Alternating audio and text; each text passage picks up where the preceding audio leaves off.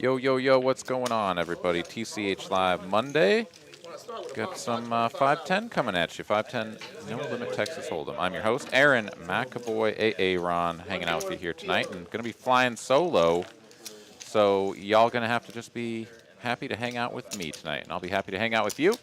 And we're going to get things started here. $25 PLO single board bomb pot. As we've got quite the lineup here tonight. I think it's going to be a lot of fun, as we've got some very familiar faces as well as a couple of newer faces. We've got a couple of folks in from out of town, I believe. And yeah, should be plenty of action, and we'll get to see some new players mixing it up. So sit back, relax, and enjoy the show. And of course, while you're at it, please do make sure that you are subscribed to the channel. Make sure you earn all those sweet, sweet TCH Live loyalty points. Taking a look here at the chat, we got a lot of familiar faces in here as well. What's going on? David Pratt, Jedi Master Ted, Yeet, Noise, Alice, Jack, Lisa, what's going on, y'all? Anybody I'm missing here? We got Mitch, what's up? Falcon Life, what's going on? Skull Bone, heck yeah. Donnie, what's up? PM as well. So all the regs up in here, and let's get this thing started. KJ in the box, going to deal out the first flop here. 10-9-6, disconnected in terms of flush opportunities. Not so much in terms of straight opportunities. Let's even get these cards scanned in. As, let's see, so we've got Carl, Blake, PJ, Tom, and Quinn. Going to be some of our newer faces. All right, getting some of these cards scanned in as we did check all the way through on the flop. 5 of clubs here on the turn.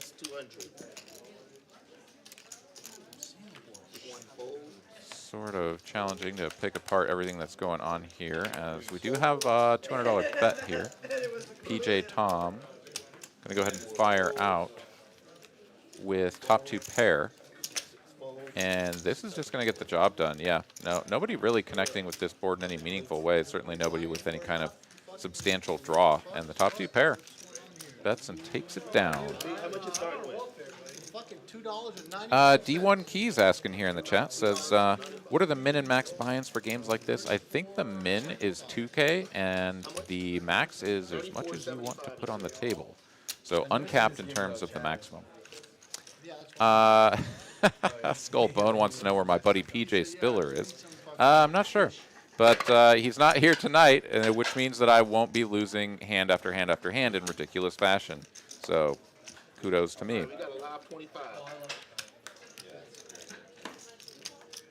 So, yeah, Mr. David Pratt, looks like it's going to be me and you doing the gambling here tonight, as Carolyn had family in town and going to be spending some time with them. I am just hanging out here with y'all and happy to be doing so. All right, first hand to Holdem, 5, 10, and 25. Not sure if this is mandatory straddle or not. No, not yet. Okay, as of right now, not mandatory, but we'll see how things flesh out here. Pete hanging out with us, Pistol Pete there in the 10 seat. We got Caitlin over here in the 1. She is going to flat the open to 75 from Pier with the 10-6 of diamonds on the button. Slicer will come in with a couple of broadways, and Blake from the straddle, opting not to squeeze. Just going to take a flop here. And Pierre, the original raiser with King Queen of Hearts, is going to flop best here. Blake, though, with a front door club flush draw and some backdoor opportunities.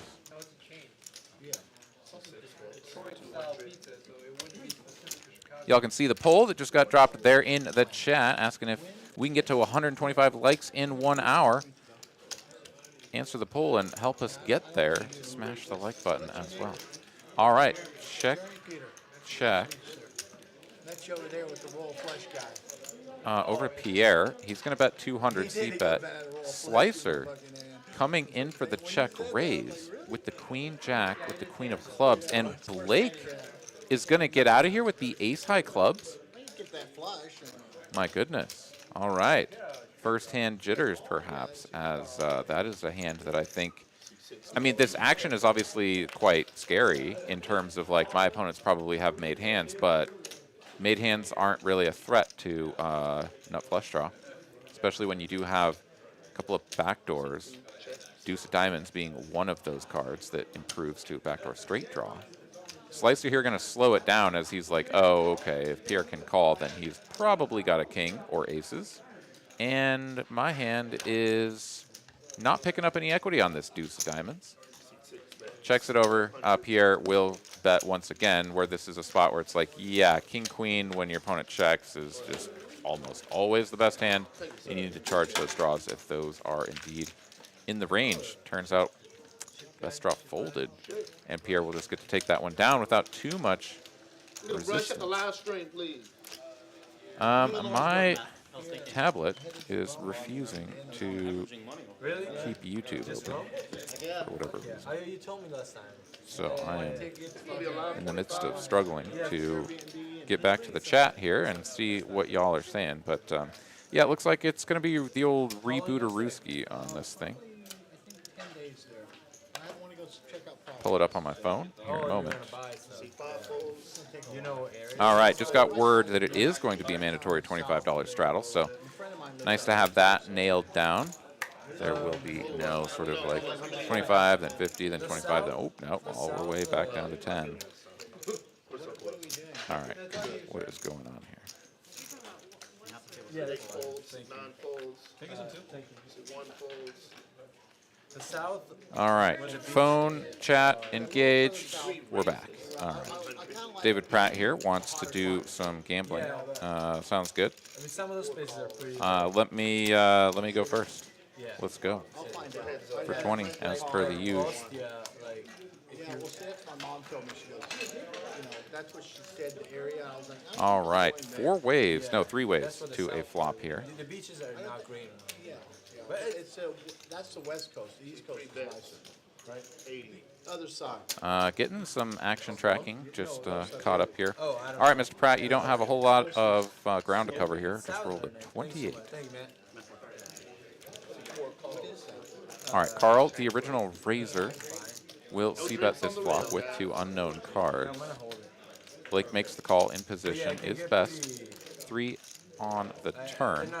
Pairs the bottom card. Does give Carl now additional equity and the ability to continue barreling. And for a large size, I would suspect. Ooh, Mr. Pratt rolling less than the 28. 7 no good. Got him. All right, I'll put that in the notes that I'm up 20 on you. Let's go. All right, so Carl is going to continue 350 there. Good size.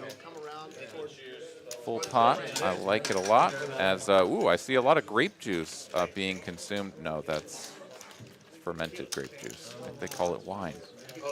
These players going to be getting settled in and ready for a nice night of poker and beverages. Hell yeah. Now, hopefully that's what you're all doing at home, sitting there enjoying this poker with a fine beverage. Yeet Noise here wants to say that David Pratt, you got to wait 1 hour if he's correct. Actually, it's 30 minutes now. Can gamble every 30. Oh, Skullbone already on top of that. Thank you very much. Let us know here in the chat what you guys think of the new updated graphics. We've been running them for, I guess, about a week and a half, 2 weeks now, something like that. This is my second time running with these new graphics, and I like them. I think the font size is right. I think the color and the contrast, everything is good. But let me know what you guys think, because we're here for you. And if you guys don't like it, then we should do something about it. If you do like it, then we'll stick with it.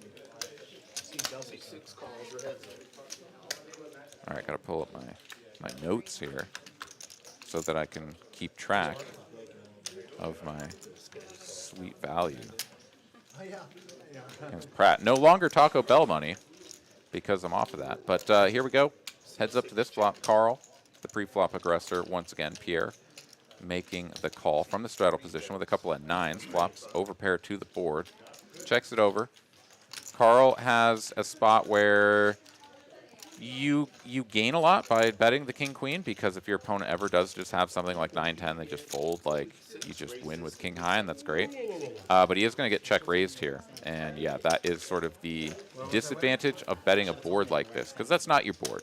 And if you do get check raised, then you're just toast. And king queen of diamonds, while it's not like the worst thing in the world to fold that, if you did check and take a free card, you might have picked up a diamond flush draw or pair, and then you'd feel a lot better about building the pot then. So you don't get to realize your equity in this way, but also betting and folding is just going to be fine as well.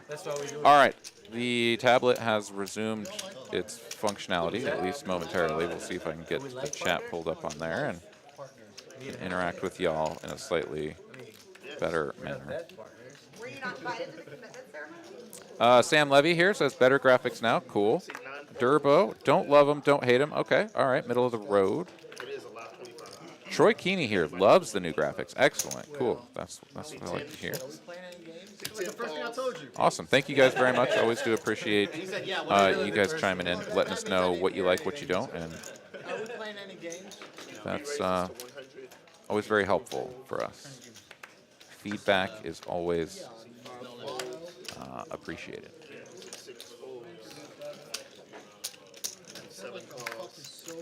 David Pratt, I want my money back. You don't get to change the structure like that without telling me. Wait, what do you mean? Man, did it make you miss Chicago? You mean that it's not for Taco Bell anymore? Yeah. 3 ways to a flop here. You going back Quinn, Pistol Pete, Carl, all seeing a flop. Nobody connecting with this in a way that's going to make them feel super happy. Checks all the way through. 9 of clubs now on the turn. Yeah, still just not much going on here. Carl has the best hand with a pair of eights. He's going to check to Pete, and he's just going to try to take this one away with a pot-sized bet. And with the king blocker here, yeah, he's just sort of able to get away with that one. with the New York guys. I don't know if you played with them. Squiroo says, what about Taco Bell credits? You'll be back on it eventually. I mean, who knows? You never know. I mean, this low-carb diet I'm doing, it feels good. I like how I feel. I like what I'm eating. And, I mean, yeah, Taco Bell's great. So are all the other carb-filled things that I liked. But I don't know. We'll see. Never too late. The taco angle. Pratt only willing to gamble against me if it's going to go into my belly. Oh, yes, Mr. Pratt, I am glad that you didn't DoorDash me 50 tacos. Yes, thank you for not doing that. I didn't need that in my life. Although, I'm sure we could find some folks out there on the floor that would be perfectly happy to take down 50 tacos. All right, Blake here with a couple of 10s. Going to put in a third bet here against the original open from Slicer. And I think I just saw Slicer fold.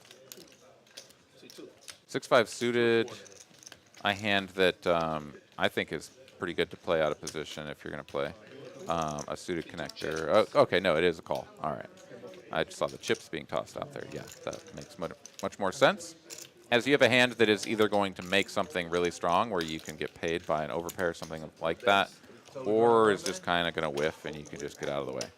Here, Slicer is going to make bottom pair. Queen high board with a couple of diamonds. He doesn't have a diamond. Yeah, this is sort of borderline as to whether or not you want to go for the check call here. If your opponent does check back on the turn, then on some sort of blankish turns, then like things can be okay for you. I do suspect that Blake will check back here. Yeah, this board has gotten a little bit nasty for a couple of 10s, no diamond. And Slicer going to river 2 pair. Does complete 4 to a flush. Slicer will check, and now Blake has to think, can I get my opponent to fold a queen? Honestly, I would like to see him bet there. 10's no good. And yeah, I mean, it's a tricky spot, and I don't fault anyone for just being like, you know what, if I can get to showdown with these 10s, and maybe I'm good. Like, I'm going to be good every once in a while, right? But that's also a pretty good merge spot. Well, maybe not really a merge. It's a full bluff. If you bet there, it's a full bluff. But you can get pretty much all of your opponent's queens to at least consider folding, right? If they have Queen X with the X being a heart, it's not going to happen, or a diamond, I should say. But yeah, I like turning the tens into a bluff there. But of course, I can see the cards, so I can see that he needed to. So you know, what do I know? Looking back here in the chat. Captain under pairs, playing a little cash, waiting for a tournament. Nice, good luck in both. Allow straddle on 25. See 20 folds. Shut up. See 2 folds. See 3 folds. As we are cruising right along here. No chicken, no ketchup. 307 of you fine folks hanging out with us. Please do help us out. Hit the like button. And do make sure that you are subscribed to the channel as well. This is a little one. I'll let you win. Oh, we had a deal. All right, JWin here, Oh, I had you dominate. opening out of the cutoff, 10-9 offsuit. And no resistance through the blinds and straddles. Looking at the chip counts there, Pier, the big stack at the table, 14K. Slicer, bought in for 10. PJ Tom, looks like about 8. Quinn, 7, and stacks down from there. I mean, Alright. Italians Mandatory go there $25 because straddle. it's better food. If It's anybody like doesn't TCH Live Poker there in the chat, wondering when did you first subscribe to TCH Live? Let us know here in the chat. It's on the beach. I'm taking my daughter, my younger daughter, she's 17. Nice, Falcon Life just a week ago. Cool, man. Very welcome to the team. Very cool to have you. Alice, a year ago, excellent. Yeah, we're actually going to. Thanks for coming on in, hanging out with us. I know, yeah, she loves it. All right, got the $25 straddle on, as you do. Carl here coming in for an open in the +1 position. It says +2, but oh no, yeah. You teach you +1 since there's the straddle there.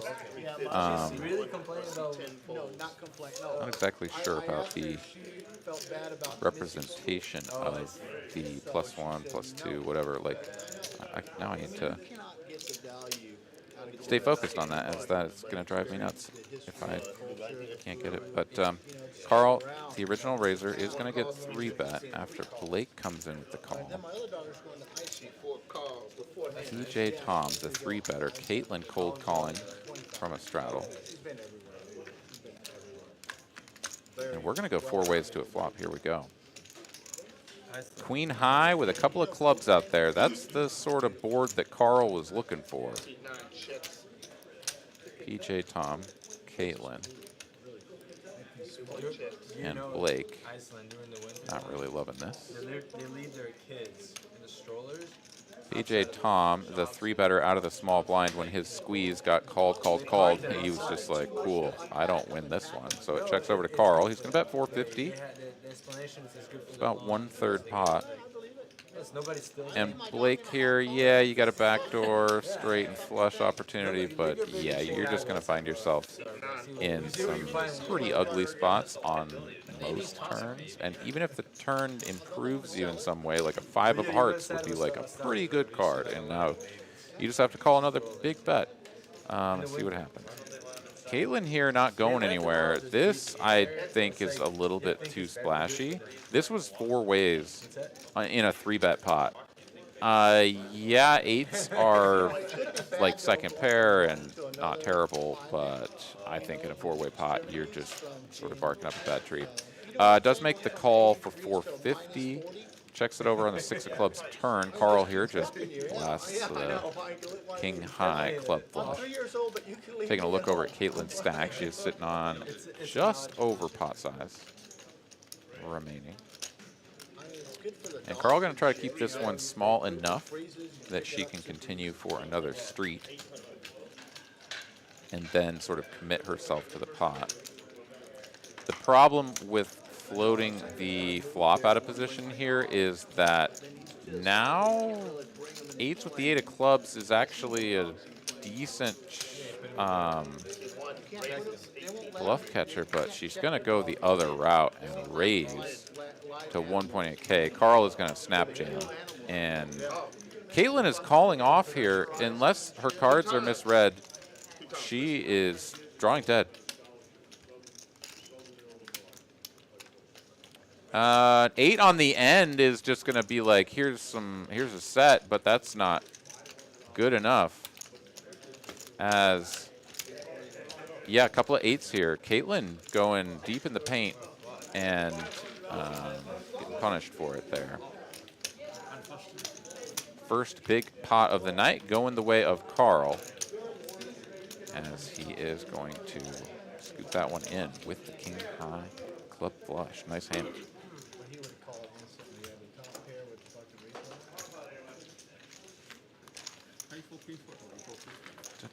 replay. Taking a look back here in the chat.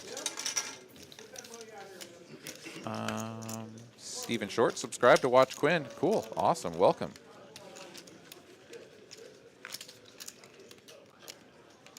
Cameron Andrew had to quit playing and only watch now because I only ever got bad beat after bad beat. Yeah, dude, it's tough, man. No matter how much, you know, you learn or study or, you know, put effort into the game, like sometimes we just run really bad and get wrecked. And there's just nothing to be done about it. And like, yeah, if the bankroll can't sustain that, then you got to take some time out, man. I feel you. Cameron, subbed a week ago. Also, thank you very much for joining us. Durbo, been a subscriber since the OG days. Hell yeah. Michael Cummings, a year ago. Awesome, guys. Durbo, since before Bildo. That's right.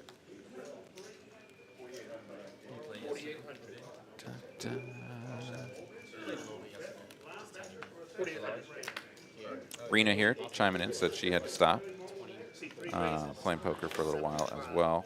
Yeah, because of traveling and all that such. Yeah, yeah, it can be tough out there. Is that a bet? Everybody's got a little bad beat story going on there. Love it. Keep dropping that in the chat. All right, let's take a look at this one as we've got Carl once again getting some good cards and raising. He is under the gun here. Blake next to act. Gonna make the call. That'll bring in Pete, Caitlin, and Slicer even. Why not? Let's go 5 ways to a flop. Jack 9-3. There's the old 9 Triz of hearts. These players not gonna be playing that one. Fun little thing we do at 2-5. So yeah, what do we got here? We got Caitlin and Slicer both making second pair. Carl, you know, it's just like top pair, top kicker, something like that pretty much every time. So good things happening for Carl here so far. Caitlin not going to get sticky this time. Oh, wait. Uh-oh. We've got a little bit of a snafu here, as Slicer was trying to fold his hand and Caitlin was not. And so now we have a problem where Caitlin's hand is going to be mucked. No, I think it's only this two, so it's gonna be. We are going to get clarity from the floor, but I do believe that once the cards hit the muck like that, this is just going to be a dead hand. Honestly, this will be good for Caitlin if she doesn't get this hand back. Yeah, they know in the back. They were identifiable. Okay, I've just gotten word that we were able to have some communication between the production staff and the dealer. Caitlin did have her cards retrieved, and she is going to be allowed to play this hand. As of right now, this is really an unfortunate spot for her, unless she banks one of the last remaining 9s in the deck. The last remaining 9 in the deck, I should say. It's a Queen of Diamonds, no improvement for either player. Caitlin with a natural check over. Carl happy to check back as this board has gotten a little bit more dicey. Can play some rivers. One liner to a straight 10 is going to make the queen high straight, but no one has that. So checky once again, and another small pot going the way of Carl. Can't bet there. What do you do on that, you know? Squiroo, yeah, wondering why Carolyn's not here. She's got some family in town, so she's hanging out with them. Sticky J? That's fun. Raina here in the chat says, you'd have to convince me they didn't do some heavy lobbying in Dallas about the whole snafu that's going on there with TCH Dallas. No, that's certainly a possibility. Take over the whole fucking country. Speaking of, the hearing went quite well. There was a lot of good support from all of y'all, so big shout out to everybody out there that either sent an email, a letter, showed up in person, watched the live stream, commented there, like whatever it was that you guys did, or even just standing with us in solidarity for Dallas Poker. Big shout out to all of you guys. Thank you so much for that. We do appreciate you. And yeah, got an injunction until March 22nd. So TCH Dallas will continue to operate, as the vote will not happen until then. And TCH Dallas will continue to operate. And it seems to me, from what I heard in the aftermath, that things are looking pretty good. So we all have reason to be happy and keep our spirits up, but let's also, of course, be ever vigilant and supportive of the efforts of our crew up there in Dallas to ensure that we get this sort of more permanently decided that poker in Dallas is a real thing and shall continue. All right, Pete and Slicer here. Heads up to a turn. 7 of spades, pairs the bottom card here. Slicer and Pete both calling the original raise from a different player, but are now the only ones remaining. Slicer goes for the check call on the flop. Pete betting his second pair, and then with the third card pairing is sort of really left in no man's land, and feels like this this effective donk lead here is just too strong, and he's going to let go of the pair of jacks in the best hand. Slicer will take that one down. I like watching 1 or 2 plays, you know, like that one, I'll see that one. Stephen Short here. After 5 years of playing with Quinn, I had to stop playing. I guess he ran you over pretty good, huh? All right, very good. Well, I look forward to seeing him mix it up here, as so far been a little bit quiet. Obviously, we're only 1 orbit in, and it's kind of tough to get good cards, especially when 25 to go. Carl is hoarding them all, right? Very kind. Hot folds, 6 folds, Tough 7 spot you folds, have in there. 9, Maybe you keep trying. 75. Eventually it'll come. All right, what do we got here? We got PJ Tom, the hijack, raising it up, 75 to go, 10-9 suited. Love this hand in this location. Pete going to make the call in the cutoff, and Blake will make the call as well. So we got 3 players with suited cards connected. And what do you know? Pretty good flop for Blake. How about the nuts? And he's going to donk lead here for 200. And I don't think I like this. I mean, yeah, it's sort of scary because there's a flush draw, but I much prefer playing that one as a check raise if you're going to. And then, like, if nobody bets the flop, then, like, who has a flush draw, right? Because the original better was the man in the middle, got called behind, and so then if the original better checks, they usually don't have a flush draw because they just have sort of a natural continue. Sometimes people will check that. I mean, to be balanced, you should. But then if Pete has a club flush draw, he's going to bet it, and you can check raise him. So there's pretty much no way that it goes like anything other than a bet or a check, and like you kind of know where you are. I don't know. That's my take on it. So I feel like giving your opponents the opportunity to bet into a pot when they have the betting lead and you have the nuts is always, in that scenario at least, a pretty good spot.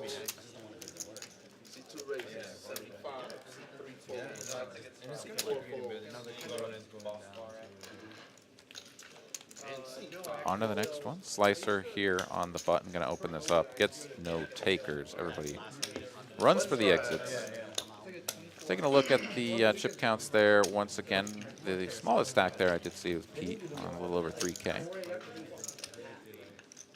JWin also has not been involved in too many hands as of yet. We'll certainly remedy that before long. Once again, always do ask that everybody helps us out. Hits the like button. If you like what you're seeing, if you like what you're hearing, please do help us out. Hit that like button. It does enable us to get this program out to more people on the interwebs. It's always good for us. 25 to go. 7 raises, 75, 79 folds. Bam Bam here in the chat. Played the other day where everyone was donk betting. You know, it's something that happens sort of pretty regularly at the sort of 1-2 stakes. you know, it's just kind of a, at those stakes, just kind of like bet your hand. Like you have a hand, you bet it. And it's sort of understood that's what everybody's doing. Speaking of having a hand, Caitlin has 2 cards. We don't know what they are, but she's 3-betting over Quinn's open. And Quinn here, first real action he's getting into. He's got ace king, and he's going to put in 4 bets. Caitlin here, 4.3K behind, is going to make the call. She will be playing this one in position.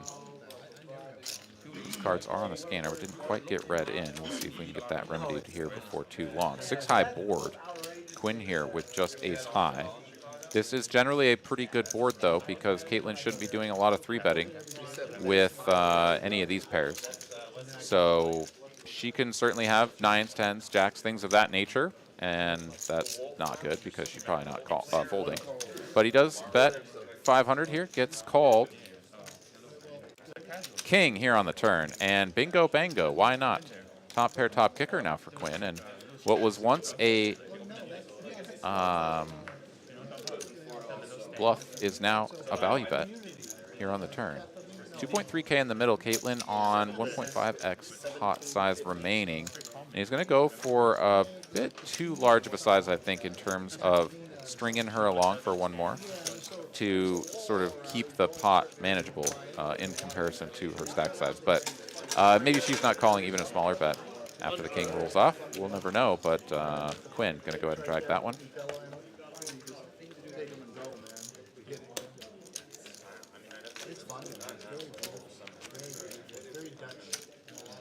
All right, let's see here. Trying to figure out when Pratt and I just did our gamble last. I'm not exactly sure when it was, but what I should do, peep my points.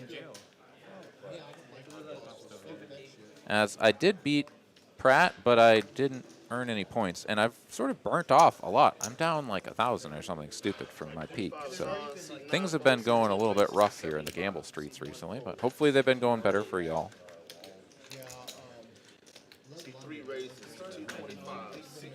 Pistol Pete here, +1, raising it up, 75 to go with Jack 7 suited.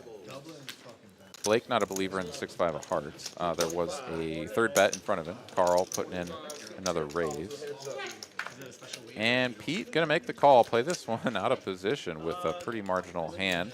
He's gonna flop decently though. He's got the spade flush draw. Checks it over to Carl. This is a very natural board to c-bet.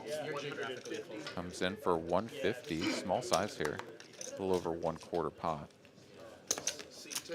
Pete not going anywhere yet, and quite happy for that price as well. Carl here, once again, flops top pair. That's just the way he rolls. Pete, though, picking up a boatload of equity here as he's now up and down with the spade flush draw. Carl now should be sizing way up. Yes, 600. Okay. 600 into 8. 3/4 pot size bet. A little bit more inclined to go full pot, but 3/4 still pretty chunky. Pete, of course, not going anywhere, but he's got a ton of equity here. He could think about coming in for a check raise. The stack depth is a little bit weird. It is a little bit weird because an all-in is kind of over the top. It's not really. Actually, it's not. I think the check jam there would be just fine. He is just going to realize his equity and see if he can get there, and he cannot. The 10 of clubs, one of the few cards in the deck that does not improve. Jack 7 of spades here, and now Pete will just check and shut it down as Carl now going to go for thin value. And I say thin value because if Pete has a real hand here, it's like King Jack is what he's targeting, right? Like King Jack, I guess maybe your opponent, if you think you splash, you can have like King 9 suited that might just sort of pay it off when the front door spades misses. But of course, Pete doesn't have that. And there's nothing wrong with going for thin value. I mean, thin value is where you make a bunch of money that other people don't. So I love the shove there. And if if Pete ever does have like King 10 and is just letting you hang yourself, so be it. Really, yeah. What was it, 14 grand? Chris Nauman here. Jack 7 has never won a hand ever. Actually, I think it has. I think there was one time in 1942. that it did win one. I waited a whole year. But is it like 20, I waited a year and I was like, Ah, we got Big Daddy Chaz here. Tonight I am Chat Pro. Well, welcome. Good to see you, buddy. All right, Slicer here, opening from +2. We must have had the $50 straddle on us. This is a raise to 150. JWin is going to make the call here on the button. Ace-10 suited. Perfectly reasonable. You can mix that into your 3-betting range, but $50 straddle. This is from an early position open. Seems pretty standard to just flat this one and take some flops. Pete will complete out of the straddle as well with the same hand as Slicer. Mirror images of each other. Both players going to flop second pair and gut shot. JWin, just a gut shot and a backdoor spade flush draw. 5 of hearts here on the end completes the Badoogie. Slicer now going to go ahead and bet 150. Small size here. Try to get value from a weaker jack. 9 with a draw. Something like that. See if JWin pounces here. Yeah, this is sort of marginal. When Slicer doesn't bet the flop though, it makes it a little bit more likely that you could get him to fold, especially for that small size. But 5 of spades here on the end. These players will be chopping the pot. If we get to showdown, Pete checks it over. And Slicer now is playing the king as the kicker. So yeah, they're just going to chop this up. Pretty standard, I think, the way that ran out. Brady Anderson suggesting that Caitlin should put a chip on top of her cards. Yeah, so the 1 seat and the 10 seat, the 9 seat, whatever you want to call it here, those are spots where it's the most tricky, both in terms of having a little bit of cross-contamination, whatever, between the player's cards, right? So sometimes we'll get a missed scan because when the dealer's pitching the cards out, you can see the angle there from the dealer across the scanners from 1 and 2, for example. So sometimes we'll get a card misread as like player 2's card was being pitched over or something of that nature. And then in addition, you're the closest one to the dealer, and so yeah, if your cards are not perfectly protected either by your hand, by a chip, something like that, and they think that you fold, they reach over and grab it real quick, you don't really have the reaction time to stop them. It can be kind of tricky. So yes, particularly if you're in those spots, you do have to pay a little bit more attention to defending from your opponents, but just from the dealer. Pete's name on the stream to Captain Hindsight. All right, Slicer here gonna just fold the Gordon special. JWin displeased with the value of that hand. Could have been our first walk of the night, but not going to happen. PJ will limp, Pete will check, and we're going to go heads up to a flop. Queen high forward. A couple of 9s out there, though, so PJ should be calling at least 1 street. Oh, never mind. PJ is just like, no, 5s are never good. So Pete will bet small and just take it down. There you go.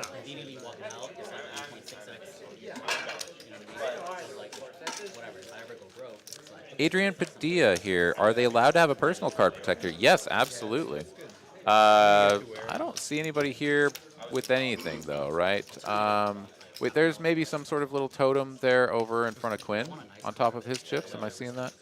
I'm not exactly sure what that is or if he's been using it to protect his cards or not, but yeah, no, you could bring in, people use like a silver coin or, you know, sometimes you go to a tournament or win a tournament or something, they give you a little card protector thing. There's lots of different ways to sort of accessorize at the poker table. That is one of them. Certainly is allowed. Yes, we are very, yeah. I mean, if you had a card, it's great, 75 seat, kind of like a house.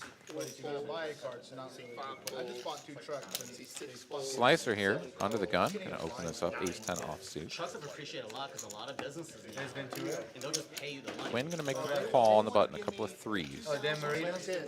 This is gonna bring Pete along with the suited queen deuce, and Caitlin will complete the action with a couple of 7s, and I like that. I mean, sometimes you can go for a squeeze when you have this kind of like open call, like, but 7s, the worst thing is if you do go for the squeeze and then Question is, how many dead pigeons? somebody re-raises, and then you're like, oh, do I have to fold my sevens? And then you don't get to flop second set, which Caitlin just did. Yeah, problem for her is that nobody really has anything, but it is going to check all the way through, and maybe somebody will get something on the turn. Hey, there you go. How about an ace for Slicer? Caitlin going to lead out here. This I don't like. So when a big card like the ace peels off, it is a card that a lot of people are going to want to bet, because either it's going to like check back to the button and they're going to be like, oh, I guess nobody has an ace, I can bluff and win, or somebody actually has the ace and you check and you let them bet and then you raise them or whatever. But Caitlin goes for the lead and then she loses her customer, because ace-10 finds the fold very quickly with all of those players behind, and Caitlin just wins what's in the middle. So Take Pete out to some drinks. that's the way that one went down. Anyways, yeah, let me know what you guys think about the old commentary here. Do you like it when I go through and analyze everything from start to finish, or is it too much? Let me know in the chat. What do you guys think? Because I just sort of find myself wanting to talk about everything that I see, and it's maybe a little bit more engaging when I have like Carolyn or someone else here in the booth, because we can sort of banter back and forth about what we think. You know, like we'll have different opinions. Especially if it's like, oh, I think he's going to do this, and Carolyn's like, hell no, he's never going to do that. And she's usually been right, but, you know. Hey, man, I got it, man. C7 folds. Yeah, I wish you the best of luck. Thank you, sir. C9 folds. C10 folds. C1 folds. C2. High society, yes, stay analyzing. Awesome, thank you. D5 for me, Pete. In terms of like, What's up, Pez? How you doing, man? I know I did. Pierre here, 3 bets. Ace King, Carl, suited 10-9, definitely going to defend this one. It's going to be playing out of position, but these are the sorts of hands that you would rather be playing out of position. When you have something like pocket 10s, pocket jacks, like, yeah, no, they're still good enough, and you should be defending them. But something like 10-9 suited is way easier, just because, yeah, like here he just folds. Imagine if he has 10s. He's going to be like, no, I can't let you get away with this so easily. You could have, you know, king, queen off, or... you know, some different hands that like 10s has to defend another street. 10-9, no, let it go. Over and done with. So Carl is not invincible. Does lose this hand. After my massage. After my massage. Peter Lee says my commentary is good. Thanks, man. Justin, favorable to the commentary. Dude, thanks a lot. And welcome from Michigan. Let's go. Robbie Lee says I'm doing a great job. Hey, thanks, man. Really appreciate it. Michael Jones agrees. Thanks, guys. Pez says you got to balance, Aaron. You know this. You're right. You're right. So, which is why I mix it up with random, ridiculous nonsense that usually is brought about by some sort of interaction with Carolyn. But yeah, hopefully there's a good enough mix of random nonsense and reasonably intelligent poker commentary. Pierre wins this one, and that'll do it. We're going to move on to the next hand. Let's see, is Mr. Pratt here? Yeah, I used to watch that Oh, movie. PDX Sean, I enjoy your solo commentary a lot. It's easy to pay attention to the hands when you talk about them. Awesome, man. Thank you. That's good. You know, I do like the solo sometimes. Like, it feels like it takes a lot more effort, I guess. Like, by the end of a 4-hour stream, I'm kind of like, whew, that was something. When I do it by myself. When I'm with Carolyn, yeah, there's just constantly stuff happening, and so then the 4 hours just like flies by. But yeah. Did you watch it recently? Thank you guys very much for the words. And good, awesome. I'll keep it coming. All right, Pierre, 9 triz, no hearts. Pretty bad hands all around. I'm gonna fold the heat. He's got a real one. A couple of 8s. Caitlin on the ace-4, not gonna go for the re-raise here. She's just gonna call, play this one from the button. I tend to prefer playing these low suited aces as a raise there, as this is a cutoff open, so Pete can have pretty wide range, and it's sort of a better spot to take the positional and betting lead. She's going to flop a heart flush draw as Pete flops middle set. Bet a 125 and a quick call here from Caitlin. We are going to go to a turn. Both players with a sizable chunk of equity here. Pete pretty far out in front, though. Oh, no, this is a raise. Caitlin coming in for the raise here, and Pete has got to love this. Yeah, with Pete stacked behind here, he can almost just rip this. Oh, but he's just going to come in for a raise to 1,000 if I did read his lips correctly. Like you were back and you almost 3 bets on the flop. Doesn't happen all the time, but Caitlin is going to 4-bet jam it, and Pete is going to be like, yeah, let's go. Now we got to see if we're going to run it once or twice. 2 times, I believe. All right, we are running it twice. There's a boat, so that one's going to be good for Pete. And another boat. Pete is just winning. No possible card there on the very end could have saved Caitlin. It's a tragic loss of chips that she just endured. And yeah, going for it all with the nut flush draw, backdoor straight draw. And Pistol Pete gonna hold up. Petrovich. You changed my name to Petrovich. Your name should be Pigeon Pete on the Looking back here to see if Mr. Pratt is still in here. David Pratt. Where'd you go? I think I lost my David Pratt. So I guess we'll just have to No, dude, I don't know. Someone named me that a long time ago. do all the gambling on our own. There's a guy in the UFC. Just the way it is. Maybe I broke him. You know, maybe I broke the bank. Hit him with that 1 win right up front. Just toast. Just toast.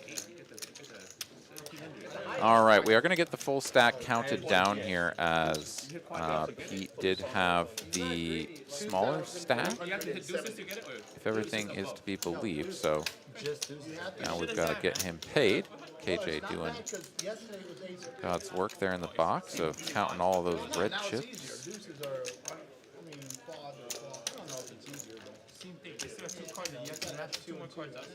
Thank you very much, Hoopla G. Appreciate it. And yeah, no, it's tough, man. Caitlin's a good friend of mine. I always do like to see her succeed, but she's been running into it here tonight. That is for sure. First one with the 8s, I think, was yeah, just maybe a little bit too speculative, putting her opponent on just some crazy bluff. And this time around, yeah, I mean, pile all the money in, hope to get lucky. If you're running it twice, then yeah, you should be getting half the pot back a lot of the time. Just didn't quite work out that way for her. How did that blind? Let's see. So it was an open, sorry, a C-bet from Pete for 125. Caitlin made it 300. Pete raised it to 1,000. And then Caitlin ripped it all in for his remaining, 1.3 or whatever it was that he had behind. And yeah, Big Daddy Chaz here calls it out. Pocket 8s, Caitlin's nemesis tonight. That's right. She lost when she played with them. She lost when she played against them. So far, 8s have not been kind to the 1 seat. Our good friend Caitlin. $50 straddle out here for this hand. Quinn gonna be first to act. Oh, we're doing a round. We're doing a round of $50 straddles. Awesome. Double straddle to 50, Pier. Double straddle 50 out of 6. CJ Tom over there. But I just know that Massage. From the licensed massage therapist of Texas Royal Touch. Come on down to TCH Austin here and get yourself a tune-up if you need it. $1.50 a minute. Licensed massage therapist. Available almost all the time to work out some of those kinks. Make sure you can raise and fold and reach those chips appropriately. Slicer here going for the aggressive, no, sorry, Carl going for the aggressive move here. The squeeze from the small blind does get everyone to lay down their hands. Nice play. Ragnar Overby joining us. Welcome. I'm also only playing 2 right now. In fact, we should do 2 boards.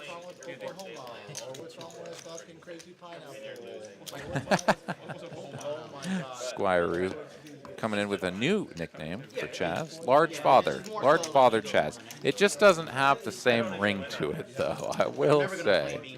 Large Father Chaz. I don't think it's going to catch on. There's a strategy. There's more frustrating. I'm gonna tell you, 'cause this strategy means. Online's a lot harder. Oh, it's fucking the ball. I've been playing online. All right. We play a J lot. Tom here, first act, nothing Knock doing. down 10 lions. See 10 folds. Pete feels similarly about his rag ace. 1 folds. See 2 folds.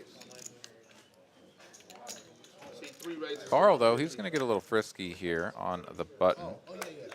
See 4 folds. I think this is fine. Carl certainly feels confident enough to play hands like this No, you didn't give me that. in position.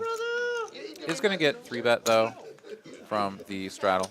Quinn here with the KJ, 75, and everybody folds. and that'll just take it down. Yeah, that's sort of the problem with the 10-9. It's like you can just never defend, so it's like you can only continue in the hand if they fold or call, and that didn't happen, so yeah, it's also fine. All right. Ragnar Overby wanting to know where Caitlin went. I think she needed a moment to cool off, probably go outside and get a breath of fresh air. After that latest beat down, courtesy of Pistol Pete over in the 10 seat. FEFD DGDF, good evening from Croatia. Awesome. Thank you very much for coming in and hanging out with us. And thank you for those kind words.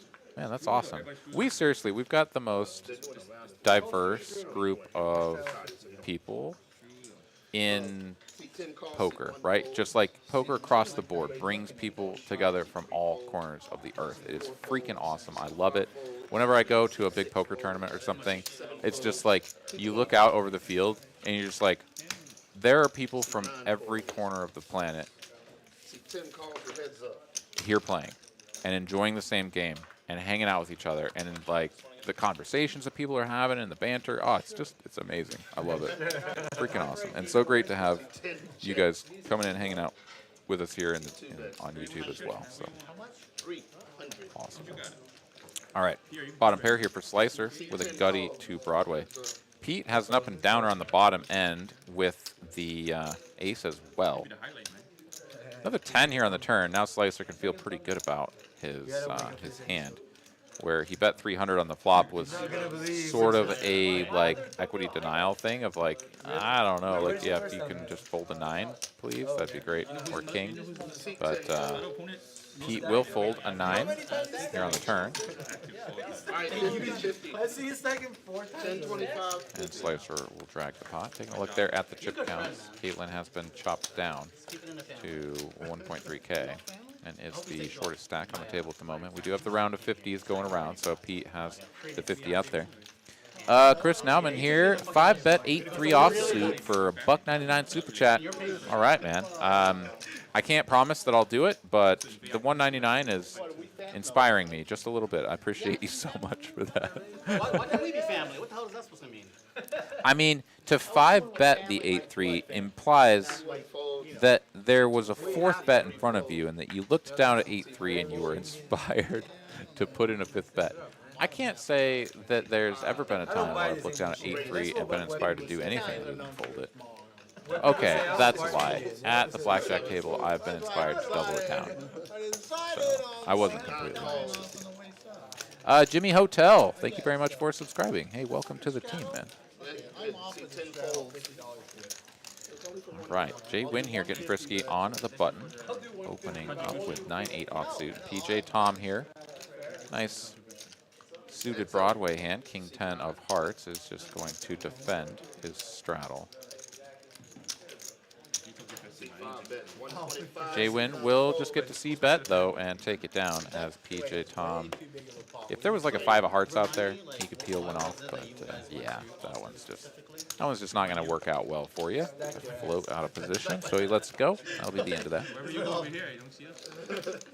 I really do think that I just lost my David Pratt, so you know what? Yeah, I'm going to gamble all by myself.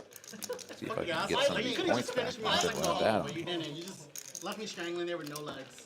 Well, Graham Shatter just stole the 4, so jeez, got in just in time. After that, The nuts like 4 times out of 10 hands. I gotta be able to do better than a 4, right? That's how you run. And he's complaining. I gotta get over a 50? to earn points, I think, right? Jeremy was Pretty sure that's how that works. it was like 56, squeaked it in there. All right, we're moving back in the right direction. I'm up over 2K. Folds around in this poker game to Pier on the button. He's going to open it up. Ace, jack offsuit. Nice hand to find on the button when it folds to you. PJ Tom with a couple of red sailboats. Definitely worthy of seeing a flop. And Pete is always game to come along as well. And ooh, quads of the day is deuces. If Pete can find quad deuces on this hand, he will earn himself an extra $1,800. okay. Well, he's going to have to go runner because there's no deuce out there right now. 9 check, C10 check. That is one of the fun little bonus things that we do here to reward the members of TCH Austin. Quads of the day bonus all throughout this month. All right, checks all the way through 7 of clubs, if I'm not mistaken, here on the turn. Caitlin's hand not scanned in. It was like watching paint dry. The checking resumes, and Pierre here, small bet, like 150 or something like that is, you know, possible. But, wait a minute. Oh, okay. Yeah. No, Pete did check. All right, sorry. A little bit confused by the action there, but Caitlin is going to bet 200. Pierre here actually with a pretty good bluff catching candidate. Does have the jack of clubs, which does sort of interact with some of the draws that Caitlin could be betting. So let's see what she does here on the end. It looks like she's checked. Okay, so a little probe. And, oh, binks the 3 on the end. She found her way in here from the straddle with the queen tray off. Oh, no, she had top pair. Oh, yeah, no, I'm silly. I didn't even pay attention to this. Okay, so, yeah, flop top pair, no kicker. Goes for the little thin value there on the end. And gets paid off.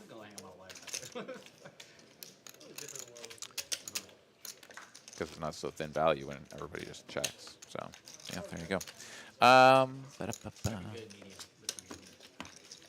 500 of you fine folks hanging out with us. Thank you guys for doing so. And to the 105 of you that have hit the like button, really do appreciate it. We are working to get up to the 125 mark. If you haven't hit the like button, you like what you're seeing, what you're hearing, then please do help us out. Hit the like button. Squiroo, do you have any comment on Sippy Cup's performance last week at all? No comment is acceptable. Well, I love the way that you put that, and that sort of makes me not want to say anything. But no, I mean, when someone can just like call out a position with 4-2 and Jack-3 and make boats, like they're obviously great for the game, and it just sucks to lose to them because you know you don't want to lose to the guy that calls with 4-2 and Jack-3. You want to beat that guy. So it was tough. It was hard. I got tilted. To those that were watching, you saw me all about storm out of the room because I was pretty sure Tillman was about to cooler me as well. We both ended up having the same hand and chopped it up there at the end. Carl back to his old wily ways, though, a flop and top pair on this one, and he's going to check it back. Getting a little bit tricky trappy here. There were no real draws to speak of, so yeah, checking it back is generally going to be pretty okay. You're not really just like giving your opponent a ton of free equity. Now he's just got top 2 pair. He's going to bet full pot, see if he can get his opponent to put something in there. And Slicer, of course, will not oblige with his holdings.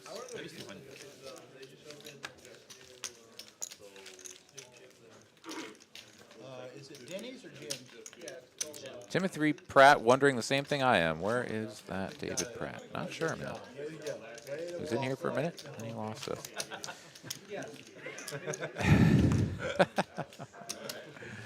Yeah, anybody that watched that would know who Sippy Cup is. He works out like 6 times a week, though. Yep. It was quite the night. You know, believe it or not, though. So when the stream ended, I was stuck 3K. You're lucky I'm married. We played for several more hours after that. I got completely unstuck, got it all back. And then in the last 45 minutes that I played, I ran really bad against JWin and a couple other players. And lost another couple games. So, dug myself out of the hole. Or I guess like refilled the hole. And then I started digging again. And so you know, it is what it is. All right, raised to 150 here from PJ Tom. On the button, Slicer here out of the third I'm like, no, I want blind. Jordan. Goes for the 3-bet. What name do you want to avoid? 625. Some people will say, this is far too large.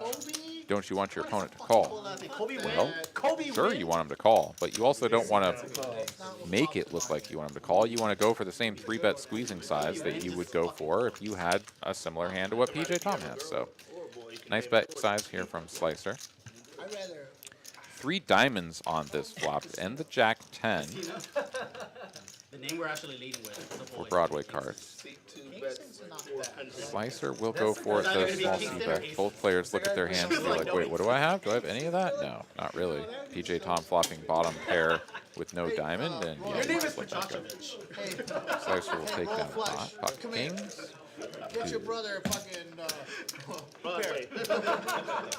Back door! Back door, come here! PM wondering about the drink dump on the table. Yeah, no, we no longer allow people to have drinks on the rail. It was sort of a thing that was kind of like a gray area where it was like, as long as you don't spill, like, you know, you can kind of have your drinks where you need them. Because the problem is that we don't have cup holders, right? The other tables that aren't the stream tables, they have cup holders. So, you know, you want to enjoy a beverage? Cool. You got a spot to put it. It's really tough to knock over a beverage inside one of those cup holders because they're deep and, you know, just doesn't really happen. But when you have something just resting up on the rail and somebody spazzes out and knocks it out onto the felt, yeah, spilling happens. Wow. That's fucking cool shit. What's it called? David Pratt is back. He says 2-4 is always the nuts. Well, yeah, Alpha to be in there? it was that night. All All right. Well, it's up to you, Pratt. If you want to gamble against me, I just gambled like a little bit ago, so you could go against that number. It's pretty even keel, 56, and then we'll be back on schedule. Ace, 10, 6, couple of spades out there. Pier flopping, just smashing this thing. Caitlin goes for the check call for 100 with the second pair. Pierre should be sizing this up just a little bit, but goes check, actually. And he lets Caitlin just sort of get into this free jack of clubs on the end. 425 Caitlin comes in with, which is 2/3 pot. And Pierre actually now has a really kind of weird bluff catching hand because he... It's like, what can she have? Yeah, I used to work out 4 King Queen just got there. If she ever just like floated with King Queen, maybe like King Spade, something like that, you know? The Jack 10 is there. Does she ever take Queen 10, King 10, and turn that into a bluff? Who knows? Maybe. But kind of tough to find bluffs here. He's playing the Right after. Earth kicker is playing the Jack and the 10, of course, and the 8. So the 8 kicker is certainly not inspiring. She'd have to have something like Ace 7, Ace 4, whatever. How old are you? Yeah, Pierre finds the fold. I mean, I'm He could be 43. sort of surprised that he didn't bet the turn, but at the same time, his hand is super good almost all of the time, and he doesn't really want to get very many hands to fold. So check it back. Why not give her a chance to hang herself there on the end? In fact, she does go for the bet, though, and it's just not a card that Pierre is willing to call on. And pretty impressive fold, gets away from paying that one off. Caitlin wins them in. Your underwear talks a lot of shit, bro. All right, David Pratt here. I'm guessing. Wait, were we doing a 50 some. a 20 on that or not? 6 races, 150. I presume we were. 7 fold. Yeah, okay. Says that I'm steamrolling you. So, yeah, we were. Okay. Yeah, got you for another 20, buddy. Stephen Tixay here in the chat. What's up, dude? May or may not have exchanged large sums with the former two, whoever those people were, somewhere previous in the conversation. Oh, PJ, Tom, and Carl. Ah, I see. And I'm a fish from the Austin kids. Yes, thanks, man. Always looking to put me on blast. Who went to school here? Caitlin here, putting in 3 bets with the ace king. Pierre will fold. Queen 10. Caitlin will take that. 1.5 shots. 1.5 ounces. There you go. Sure. Pretty positive. Oh, all right. Mr. Tixay looks to be coming into town. Well, yeah, there's some big tournaments coming up around these parts. So I expect I will be seeing you. He said it's what? Only 1.5 ounces. Well, anyways, shots are on me if y'all want one. Speaking of tournaments, I played big local Shots on one my belly button if y'all want some. here in town over the weekend. I started. Did make it to day 2 with above average chip stack. Felt pretty good. 270 runners there on day 2 with 160 some K up top and got to 66th place before a guy that had half of the final table average, which was 5 million chips. He had 5 million chips with 66 players remaining. So he was by far the chip leader in the tournament. The guy couldn't lose a hand if he tried. Like, he was on his phone, like playing online poker or whatever, and just like multitasking in the most like absent-minded way, and just like steamrolling everybody. He played like half the hands that he got and just won every time. He was the one that took me out. I got it in good, and sure enough, he hit me with an ace on the river. But had a good run. It was fun. Enjoyed it a lot. And these 2 players are enjoying their spot here because they put 3 bets in pre. Slicer flopped an overpair. Optimize, as he is now known. Going to continue with a bet of 300. Slicer will go for the check call. Sorry, call in position. A lot of people use their imagination. And Optimize is going to be looking to pick up some equity here on the turn. Oh, that is the worst card in the deck for Ace King of Diamonds as far as improving to have some sort of chance. And now he has to really decide, is this the time I'm going for it? Because I need to size up and be committed to betting again on the river if they call again. But that looks pretty gross. Now you're targeting 10s and jacks. Queens probably almost certainly always 4 bets you. But 9s and 8s already have sets. 7s, I guess. No, yeah, 7s. Now 6s. So 7s, 10s, and maybe jacks. But even jacks are going to be like, really? About folding. So yeah, Optimize shuts it down. He gives this one up. He's like, dude, look at this shit board for Ace King. Like, okay, cool, I lose. Like, take my money. Slicer now has to decide if he should go for any value at all. If he does, it should be for like 400. With plans of calling any jam. Yeah, he's gonna bet. Oh no, I thought it was 600. He's gonna bet 11 here. Not exactly sure. I should have bet the tournament. What worse hand calls here? I might have lost more. I really don't. I guess it's, I mean, he's trying to get paid by Ace King. You can't really put your opponent on any sort of paired hand that is, I guess, 9-7 suited. Could be in his 3-betting range from that orientation. I don't know.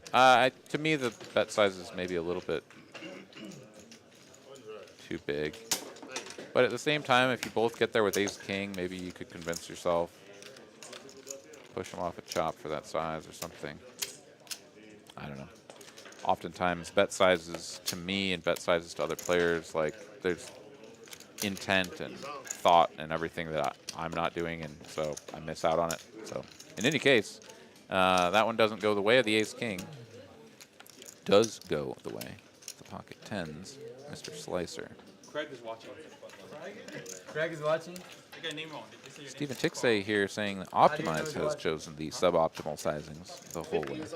stream name is called? Some of the, yeah, I would agree that some of the sizings have been not ideal. You know that YouTube video? You know what? I don't know it.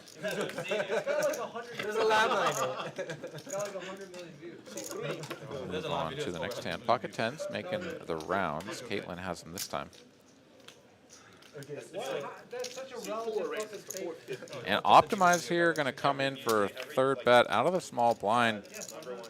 Speaking of suboptimal bet sizes, small 3-bet here.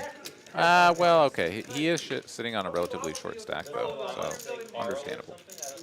450 to go. JWin now with queens. And Caitlin went from being in a spot where it was like, we could get all the chips in here, and she's going to win a pretty good-sized pot and maybe a nice chunk of her change back. But instead, JWin wakes up with the ladies, comes in for 4 bets, and Pierre has jacks. Wow, what a freaking hand we've got here. 9s, 10s, jacks, and queens. And Pierre seeing this action. This is hijack, small blind, big blind. This is the one sort of configuration. The hijack aspect of things is a little bit out of sorts. Yeah, I think he can just fold that without too much regret. Yeah. Now it's back to Caitlin, and she lets it go. Okay. I was worried for Caitlin. She's been put through the ringer here so far tonight, and if she decided, yep, pile it in, hope he's got ace-king. Ooh, Optimize gonna rip it. I don't like that. I mean, he committed a sizable chunk there. It can be ace-king, but I don't know. I mean, I can see the cards, so I don't want him to get run out of here. Let's see, ace-high board. Of course, the 9s are looking for a 9 and a 9 only.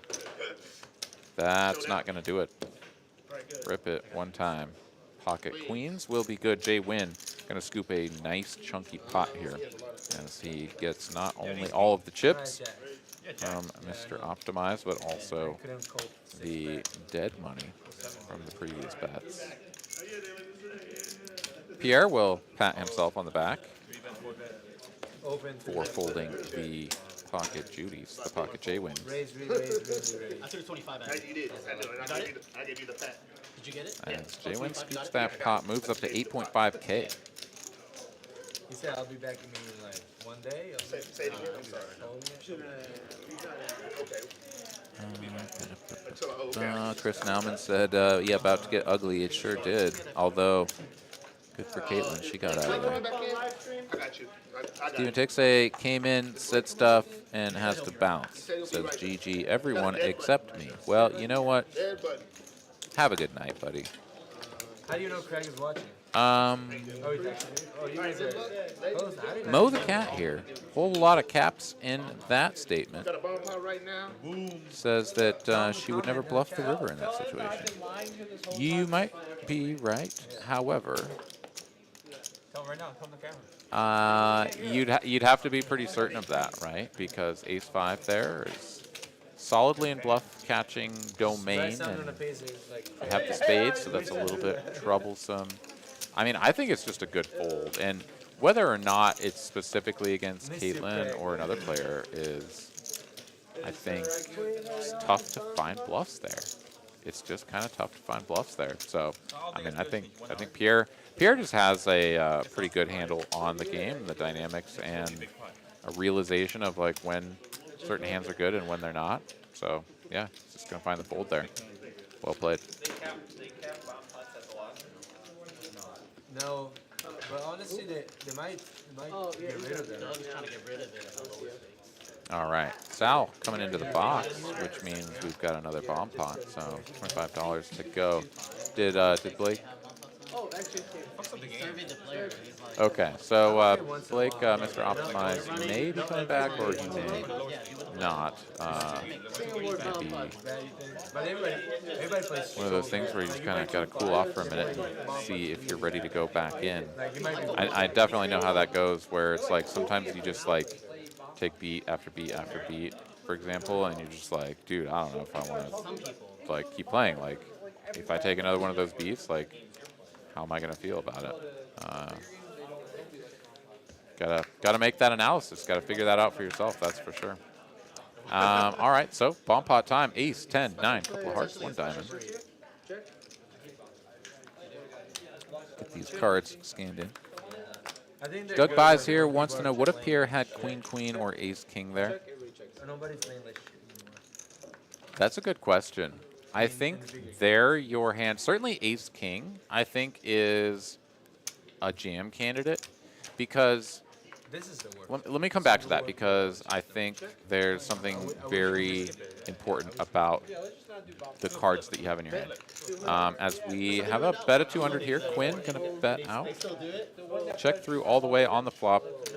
Made it to the turn. He's gonna bet the top two pair, and once again, it looks like top two pair is just gonna get the job done here. JWin is gonna look one more time, but I don't really think he's gonna have too much here. I didn't mean it. Like, it can't be. I mean, nine-handed. After it checks through on the flop, and then Okay, I want to start drinking now. he is gonna, wait, look at it one more time. He is gonna make the call.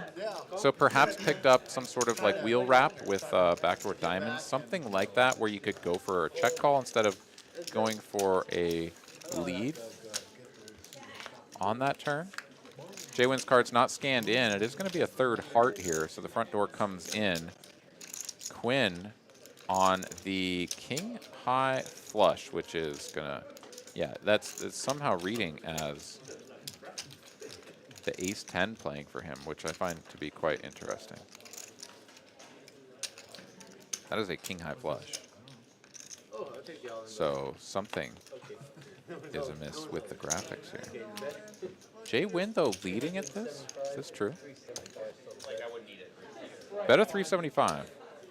Quinn does not have two pair. He has a king high flush. So yeah, raise incoming. 1500. Good thing about working out. You need a lot of shit. This is Chick-fil-A at Rudy's. Oh yeah, got that. Watch what's inside of it. It's probably coffee. nowhere near full pot size bet. Maybe not nowhere near, but yeah. JWin, just gonna have to get out of there. Curious spot there. I guess JWin could have something like 10 high flush. I don't know. It's a little bit curious.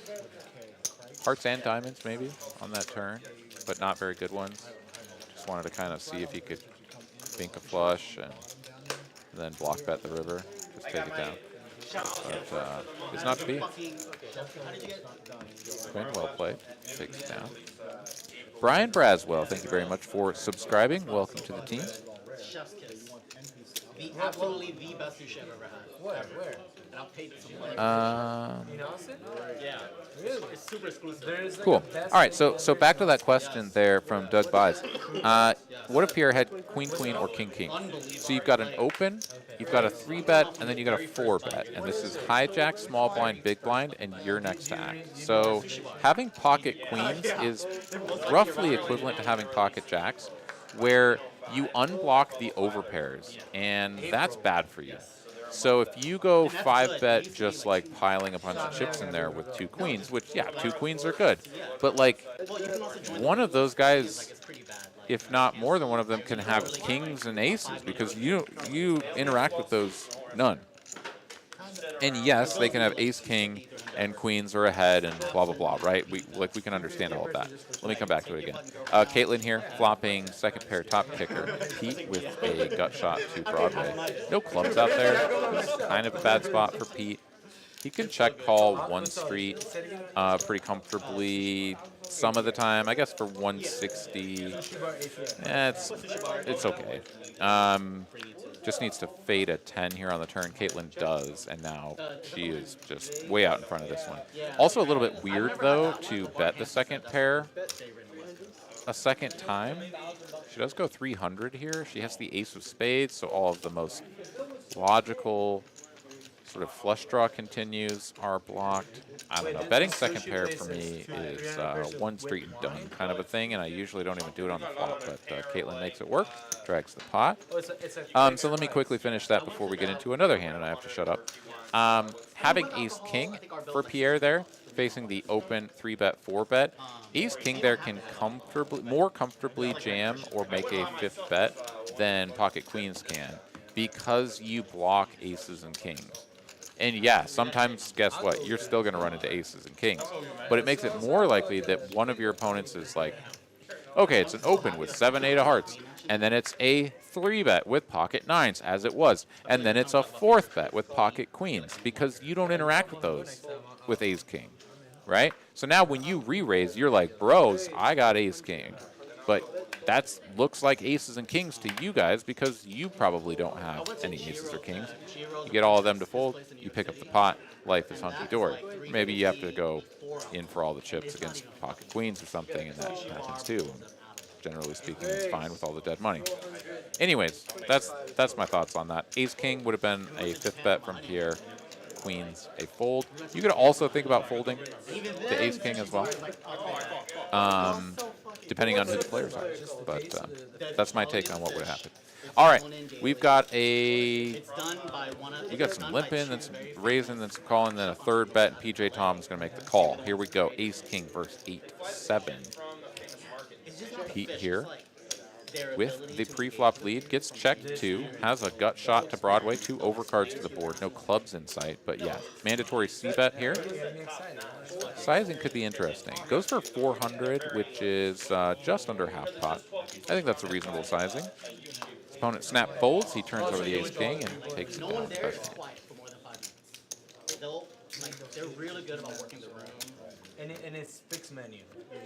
Yeah, and at the end, well, at the end you could choose, like they'll ask you, like, oh, do you want anything else? And you could choose like your favorite, and they'll. Straddle here saying JWin probably had Broadway wrap and diamonds. I'm not sure about a Broadway. Do you feel full after? Yeah. Okay. I might have 2 or 3 extra pieces, but I'm cool. It's possible. Okay. Although I'd be much more inclined for him to bet that on the turn than a wheel wrap. A wheel wrap could go for the check call because, like, you have the same sort of number of outs, but you improve to a weaker straight, and it just generally tends to not play as well building the pot. I don't know. I'm not a PLO expert, but you could actually just be totally right. I could be flying off into the. You like sushi, Caitlin? 325. Oh, we had a misread on the PLO hand? Well, I'm always open for a lunch or dinner date if you want to hang out. Well, I saw that. I was calling it out. Yeah, I don't know. Okay. Oh, yeah. Producer Kristen was just saying that the hand, something went wrong in the software because, as I was saying, he didn't have the 2 pair, right? It was highlighting the ace-10. Ooh. Crash and burn. Crash and burn, people. I don't know if you can still hear me, but I'm going to keep yammering on as though you can because my screen just went dead. I can see nothing of the action. And let me see if on YouTube here. Let me know here in the chat if you guys can still hear me. Okay, so I'm getting word here from producer Kristen that the server crashed.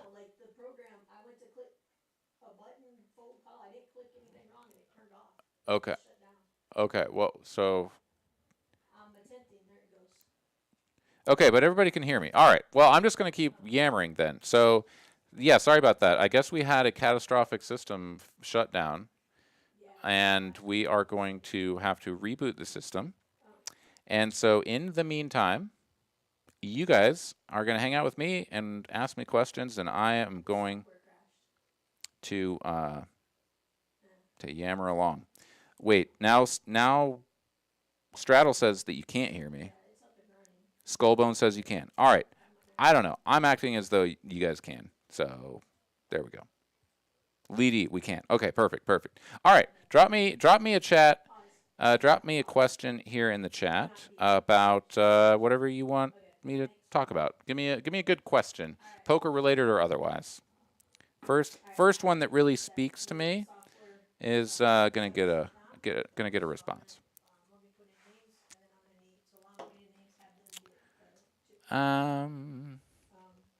David Pratt, is E in the building? You know what? It's possible that he just walked in the front door and mushed the whole system. That is possible. All right, Hakavio, best way to improve poker skills. The best way to improve your poker skills. Okay. I think I've got it. So the best way to improve your poker skills is to start changing the way that you think about what you're doing in a hand. It's not studying. It's not looking at ranges. It's not doing solver shit or whatever.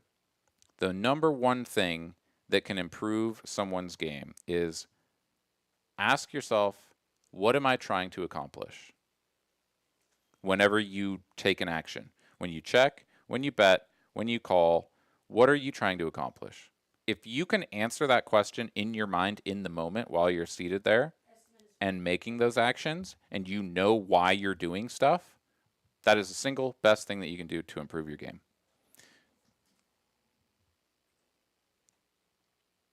JWin, where did you play when you're in Colorado? I haven't really played much in Colorado. Like when I go up there for MSPT or HPT tournaments, I'll go and play up in Blackhawk for sure. But I haven't played cash games in Colorado in freaking forever, man. It's been a really long time.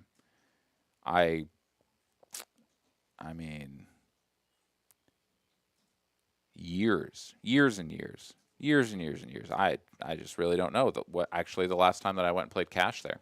I do know that I went there for a big, it was like an MSPT, Mid-States Poker Tour tournament, maybe 3 years ago, something like that. And they still had the stupid $100 max whatever on. So the biggest games that you could play were like the 5-10 or 10-25 100, right? Like the max bet is 100.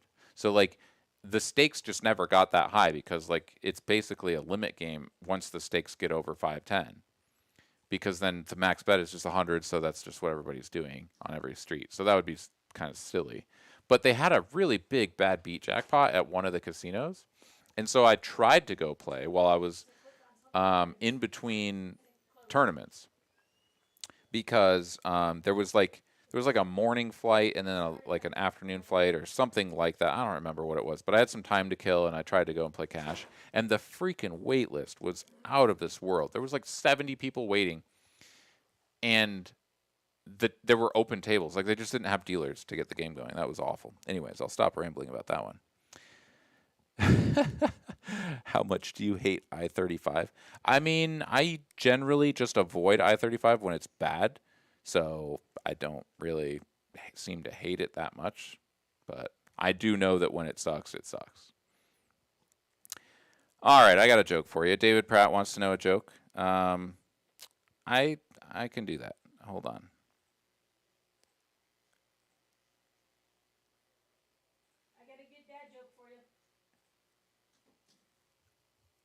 Oh, producer Kristen has a bad dad joke or good? Okay. Bad dad, good dad. Bad dad. Okay. I took my 2 kids to the zoo the other day. It was a really small zoo. There was one animal, a dog. It was a Shih Tzu. Oh man, nice. I don't know if anybody could hear that, but I'm gonna paraphrase it. No, I'm not, because I won't be able to do it. But I hope that somebody heard that through the microphone. It was a Shih Tzu. Okay. Actually, I don't have a good joke.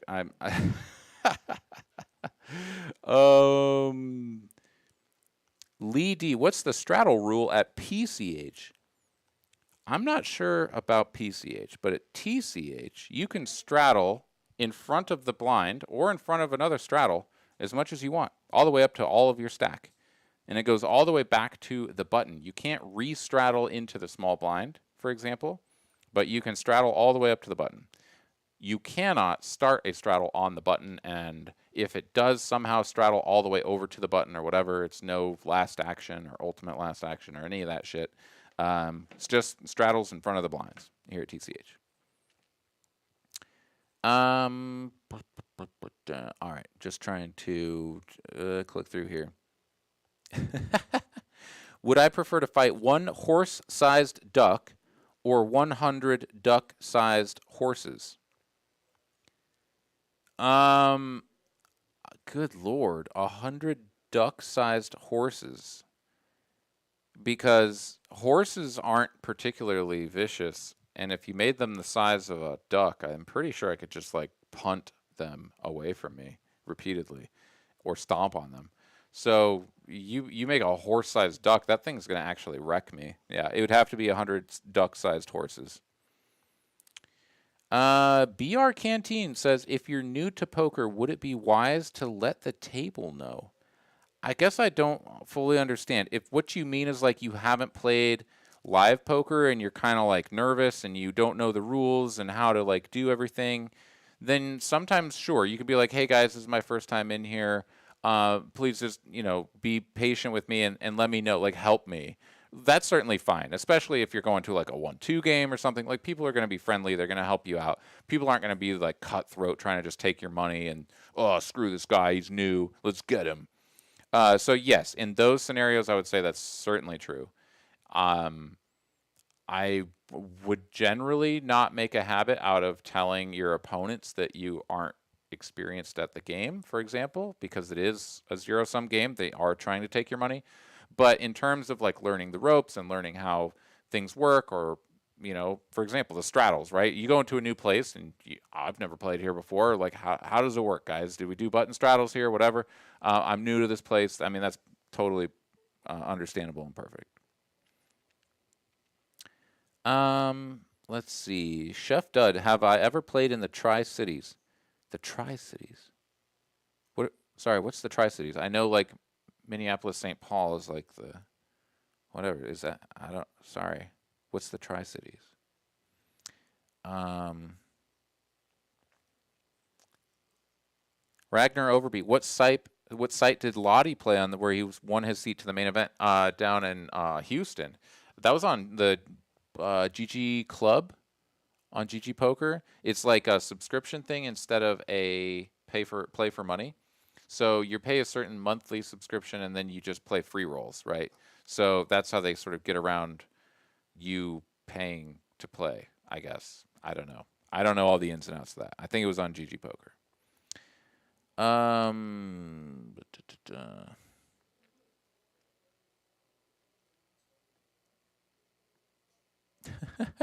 Stephen Short, Quinn's biggest cheerleader. That's awesome. Oh, man. Ragnar Overby has turned my statement about, or my response, into horse kicking. Yeah. Let's see here. Chef Dud in Washington. No, I haven't. So the places that I played poker is California, Vegas, Colorado, Texas, Florida, New York, of all places. I went to, you've got the Niagara Falls right there. And on the U.S. side of Niagara Falls, there is the Seneca Niagara Casino. Actually, I used to do quite a bit of work up in Rochester, New York. And so it was a relatively short drive, hop in the rental car, cruise on over to Seneca Niagara and play over there. That was kind of fun. I never did make it across the way to Canada to go play over there. I heard the casinos on the Canadian side were actually nicer and like awesome. So wanted to, but didn't do that. Looks like we're going to pop back in the middle of a hand. There's a bet of 50 with a pair of eights and deuces ace high. And yeah, Caitlin is going to pay that off as she was playing eights and deuces with the king on board. So nice little value bet there. From, The mob killed all the sharks. No.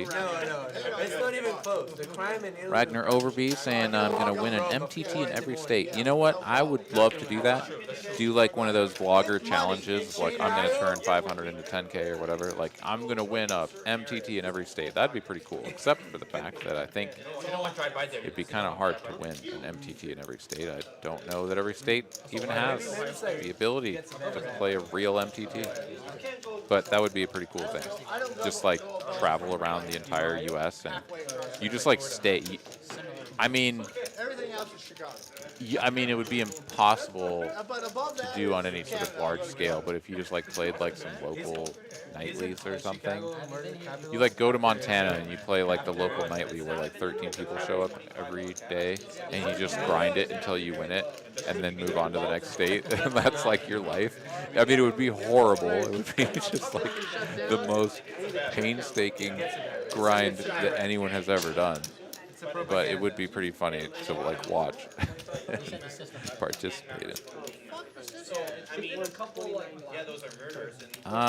Graham Shatter, there's a Hard Rock over in Canada that way. You know, I honestly don't even remember what the casino was. I just remember that there was several on the other side. And from what I'd heard, because I'd go and play in the Seneca Niagara, and people there were like, oh yeah, like this place is fine, but like the one over there is freaking awesome. So I don't know. That's just what I heard. Does that be exact? Just give me an estimate. 12,460. 12,460? Utah would be hard, says Ragnar Overby. Yeah, like that's sort of what I was thinking as well, is that some places it might just be like underground, and then I guess if, you know, there wasn't some sort of self-imposed rule or whatever about how big the tournament or how legal or whatever it had to be in order to satisfy the requirements. Who knows?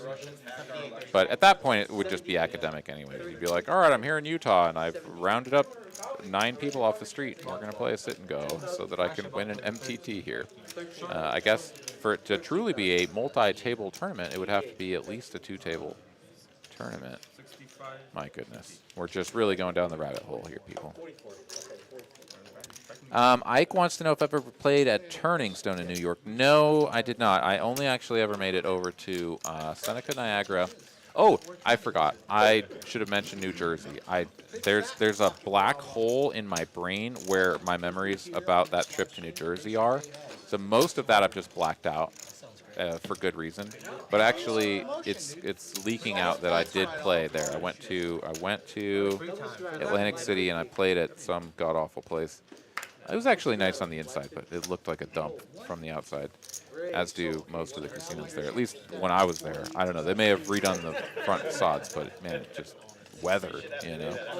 Anyways, played there in some little $200 tournament or something. Got my ass kicked.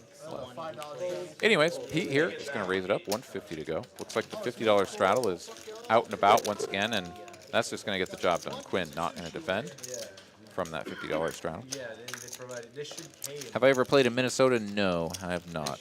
Oh, Wisconsin is the other place that I played. I mean, when I was there in grad school, I played quite a bit of poker there. Mostly just local stuff that we had. Was a local Native American casino.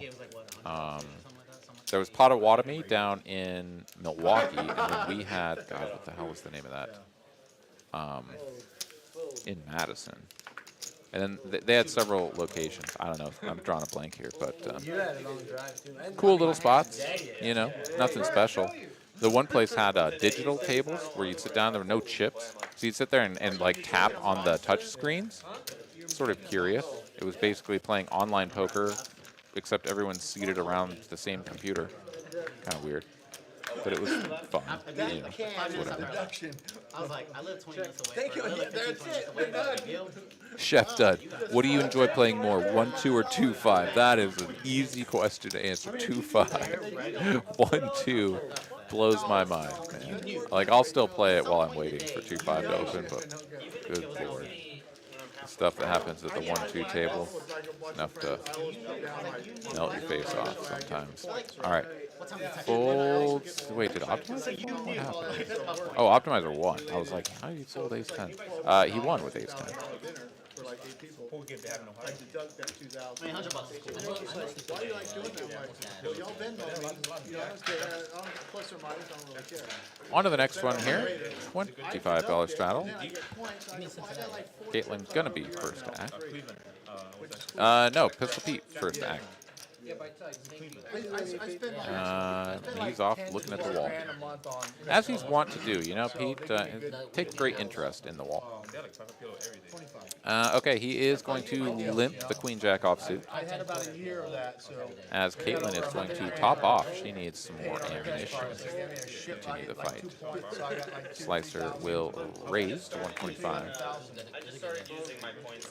Get most of these opponents out of the way. PJ Tom looking at an off-suited 7-6. He'll let it go, and yeah, Pete will make the call.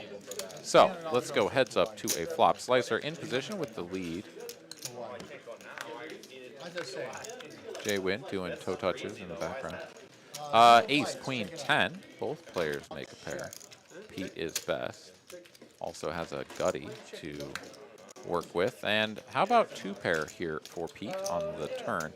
Really connected board. This is a one-liner to a straight. A king makes Broadway. It is a Badoogie board, so no flushes possible. Slicer, happy to keep checking as well. Another ace on the end. Pete has 3 pairs. Slicer has 2. This could very well just go checky again. It does, and Pete wins, and that'll be the end of that. I pocket nines. I really wanted to call him. Yeah, I was gonna win that look. Be nice. It's like you just got back from go Vegas. back. Chris Bushnell, shout out to the Texas Poker Experience podcast on Spotify, hosted by Caitlin and Seat One. Hell yeah, man. Remodeling one of my bathrooms. Oh, really? Yeah, check it out.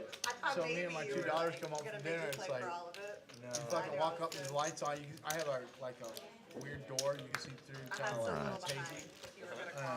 The lights Man, I are will like- tell you though, there's a tradition that I have had of coming in here on a Monday night, and prior to this on Thursdays, back when I was doing the 2-5 stream commentary, where I'd come in here, I'd do the commentary, have a good time, and then it was just like clockwork. I would, hop in the truck, hop in the car, and I'd go hit the Taco Bell drive-through. That was what I did, and I will say that while I feel good and I like sort of the new regimens that I'm on, there is something. It's like I don't know. I'm sure that there's a psychological term where it's like you build up this habit, right? And it's something that you sort of just anticipate and look forward to, and then when it doesn't happen, you just kind of like, wait, what? And it feels weird. It still feels weird to me to just like get in the truck and drive home instead of stopping by the Taco Bell. Because man, tell you what, beefy 5-layer burritos, oh, got a special place in my heart. Junior producer Seth says, "Don't tempt yourself." Well, well, so here's the thing, though, is that you are Seth starting keto tomorrow. Well, okay, we should talk more about that. Is this your first time? Right. Oh, not his first time. Okay, then he already knows the pitfalls and doesn't need my 15 cents.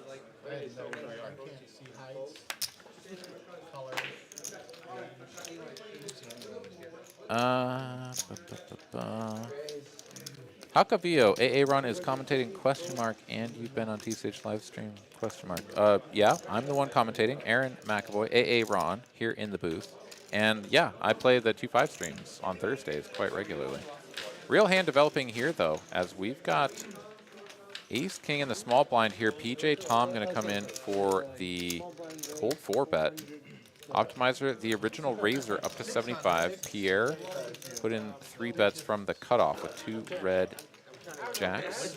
PJ Tom, once again, putting in that cold 4-bet. Relatively small sizing here, and I don't mind it because when you do come in for the cold 4, it's like way more spicy, and you don't need to make it that large, chunky size that's going to sort of telegraph to your opponents, like, get out of my pot, bros. Like I'm about to play this one out of position. It's like, no, I got aces. And who wants to play? Pierre will make the call. 10 high board here. Fantastic stuff for Pierre. Of course, he is still in bluff catch mode because jacks are good. And by good, I mean they're good some of the times. They're behind some of the times. And no matter what happens on a 10 high board, you just have to go for the call, if it runs out without an ace or a king. But we've seen people play it differently than that in the past. Absolutely. PJ Tom looking for an ace or a king to improve here. That's not it. It's a 7 of spades. Pierre feeling pretty good about his life. PJ Tom now has to decide, is the whole stack in play? Because if he's going to bet again, he kind of needs to size up and be ready to rip it on the end. 2.6K in the middle, stack to pot ratio at bang on 2. He's going to count out his chips, which is wise. Oh, now, okay, that was counting out a bet, actually. PJ Tom, not afraid to continue. And I feel like this size is maybe a little on the large size. Let's find out. 1.7K. No, this is actually bang on. No, I guess maybe 15. I think I probably would have gone just a little bit smaller. He's leaving himself 3.6K behind. If Pierre calls this, pot's going to go up to 6K, and he's going to have just barely over a half pot size bet. A lot of times you'll see people do geometric sizing here, where you leave yourself 2/3 on the end, which it's all kind of wishy-washy, and there's no real reason for it to like conceptualize as a human being. So 1.5K would have maybe been something that you might have gone for instead of the 1.7. It's all kind of whatever. Pier, of course, is going to make the call. There's just nothing else to be done here. You're literally just letting your opponent rip it on the end, and if it doesn't come ace or king, you're probably calling. It's a 4. It means nothing. You either were behind the whole way, or your opponent was bluffing, and you just got to find out by putting all the chips in. PJ Tom is going to put all the chips in, and Pierre is going to make the call and win everything that PJ Tom has. I thought I saw Pierre verbalize call, but I guess this wasn't a snap call. He wants to know how much it is. There is no way, though, that Pierre can call 2 streets and then fold to this size bet, in my opinion.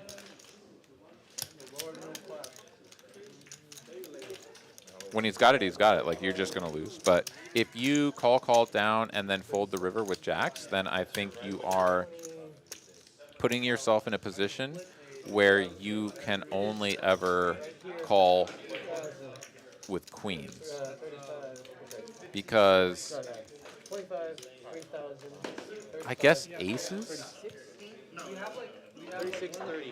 could also just call all the way down, but then that presumes that you didn't go for a 5th bet. I don't know, man. To me, this is just top of range, have to call. Top of range, have to call. Especially for this size. I mean, and that's why if PJ Tom, oh my good lord, he folded it. He let it go. Pierre lets it go. Gets away from the winning hand. PJ Tom, well played.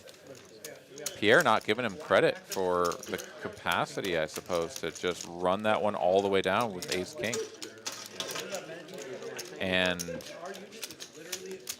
nice balanced approach there from PJ Tom, and a little bit of an exploit fold there from Pierre. Well played. Well played. Let's go. I mean, yeah. Rob Paul here says, wait, I thought he insta-called. He had asked for a count. I think maybe you saw what I saw, which was that, he said something. And I believed that it was just a snap call, but it was not. I mean, I'm going broke there. I mean, well, actually, I'm winning the pot there as Pierre. Obviously, we can see the cards, but I'm telling you, if a 10 high board, you got pocket jacks, you play it in that way.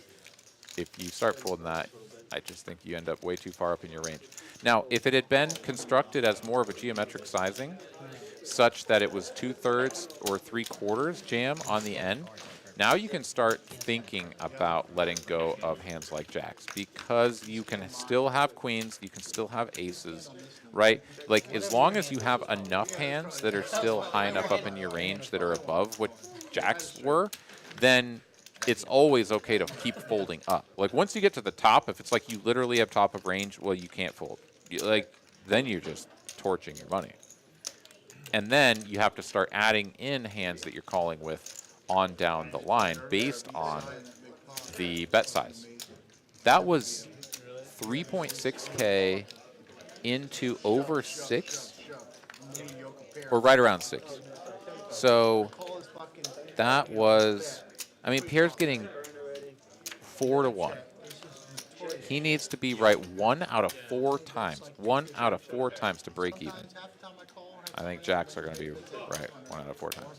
Optimizer is back, and he's got a pair of 10s, and he wins his first hand back. Well played. I never goes down. I was full. Yeah.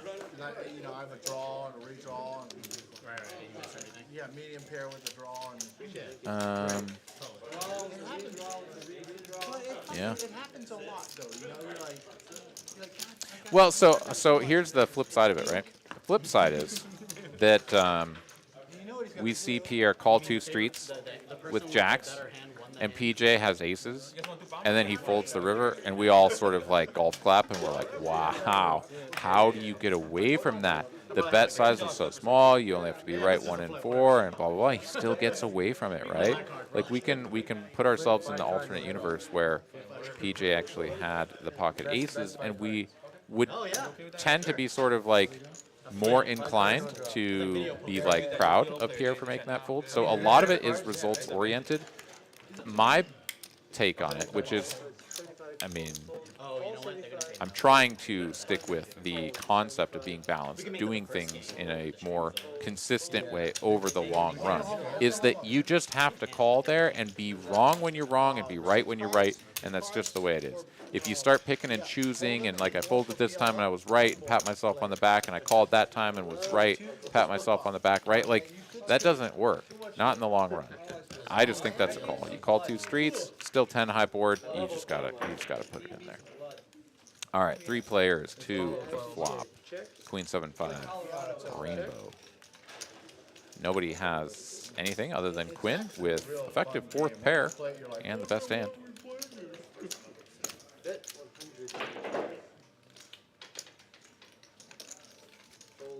Checky, checky, Pete, Betty, and Winnie.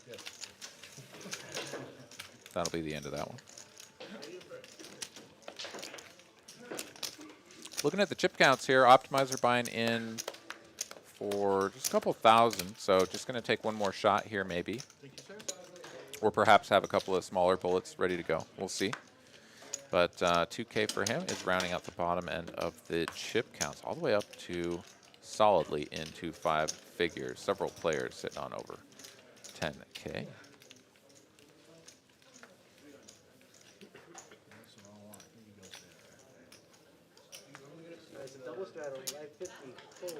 All right, coming in on just about the halfway point here of the broadcast, 8 p.m. Central Time. Lurking in the not so distant future is my boy David Pratt, still out there. Do you want another shot at this, buddy? You want an opportunity to get 20 of your dollar bills back? Let me know here in the chat. We can fire up another wager. Carl going to raise it up out of the big blind, folds around to him in the big blind, so he's just going to take the first stab and take it down, no contest. I saw him watching the hustle stream. I was sleeping. I was like half dead. And I was like, yo, who's this guy watching the hustle stream? You know? That's pretty cool. And I was like, he saw my Oreo shorts. I was wearing some like Oreo Lululemon shorts, and he was like, you play poker? All right, yeah, Quinn, Slicer, Carl, all in 5 figures. Do you notice how when Tom was retelling the story? So was that JWin is just right below it as well. So, yeah, a lot of chips here on the table, as is the usual on Mondays. 5-10, and tonight 5-10, 25. 4 of hearts going to be our burn card. Did get that one exposed. Pardon me. They seem like really cool guys. They're good, yeah. Handled losses well, can afford losing. PJ Tom, beautiful hand here. Jack 10 suited. Caitlin on a pretty good one as well. King Jack suited. Optimizer coming in for a 3-bet. With 10s here out of the big blind, makes it 400 to go. Good sizing. I think we're going to end up with a call situation because PJ Tom's hand is way too good to fold, but not bad enough to go for the 4-bet. Like, you're happy to take it multi-way because it connects with so many boards. So that 4 of hearts is going to be the burn. We'll put that one away. And 3 ways to this flop. Queen, 9, deuce, all hearts. Up and down straight draw here for PJ Tom. Of course, that's always a little bit sort of squinty when you're like, I don't really know if I want a straight. Optimizer is going to continue firing here, 1.2K in the middle, and I think this is just going to get the job done. And that is like the best result that he's gotten tonight, where it's just like, all right, that's a pretty good sized pot. Let me just stab at it multi-way and hope for the best. And damn straight. Folds, folds, folds. Let's go, baby. Let's go. Ah, Mr. David Pratt is back and ready to gamble. I won the last one, so I'm going to gamble first. Ba-doop. All right, you're up next, buddy.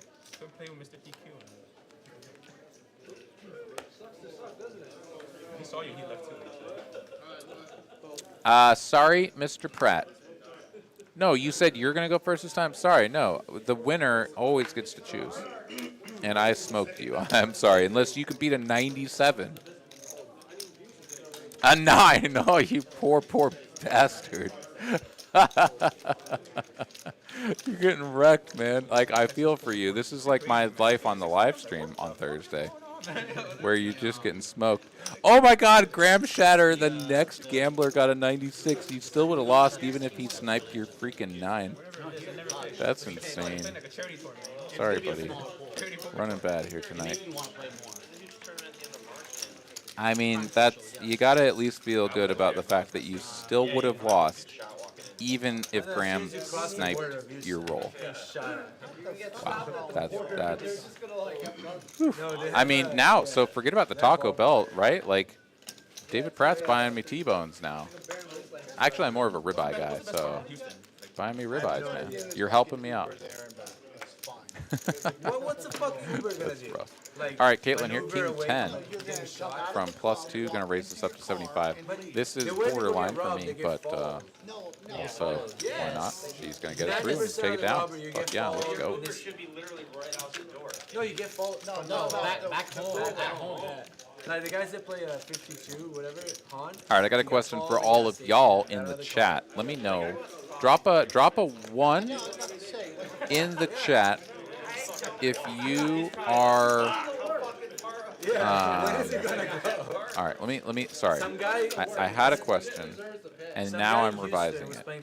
So let me figure it out in my mind before I post it because I want to make sure that I'm asking a good question. For the stakes that you play. Drop a 1 in the chat if you are going to open Queen 9 suited under the gun. Drop a deuce in the chat if you will fold it. 1 if you'll open it, 2 if you'll fold it, Queen 9 suited at the stakes that you play. Let me know in the chat. I don't know, but he got shot at. Yourself out there winning 100K. They didn't even ask anything. They just straight. All right, Platinum Tissue here dropping the first 1. He will play it. Ben Forker getting tricky with a 1.5. Properly balanced with equal portions of open and full, apparently. Optimizer is going to flop an up and down straight draw, C-bet, and get called by Carl, who has second pair and a gutter. Checky on the Ace of Hearts turn. And a jack on the end. Pair of 8s, sorry, pair of 6s will be good if we get there. Carl checks, and Optimizer looks to be going for a bluff here on the end. 300 for, oof, that's going to get the job done. I was going to have some things to say, and the hand was just over. There you go. Let's see. All right, we've got ones, some 2s, lots of 2s. All right, 1s and 2s. 1s and 2s. I feel like there's a few more 2s. Few more 2s. Few more people folding the Queen 9 suited. Yeah. All right. Yeah. No, I did. I specifically didn't leave limpet as an option for an answer to the question because that is never the correct play. But okay, that's good. So it's curious because Queen Jack offsuit is, to me, just a fold.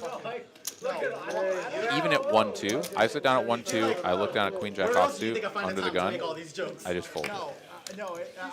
Queen 9 suited is like so much more, like, makes me want to raise it, and yet at the same time it's like, you should probably just still fold this thing.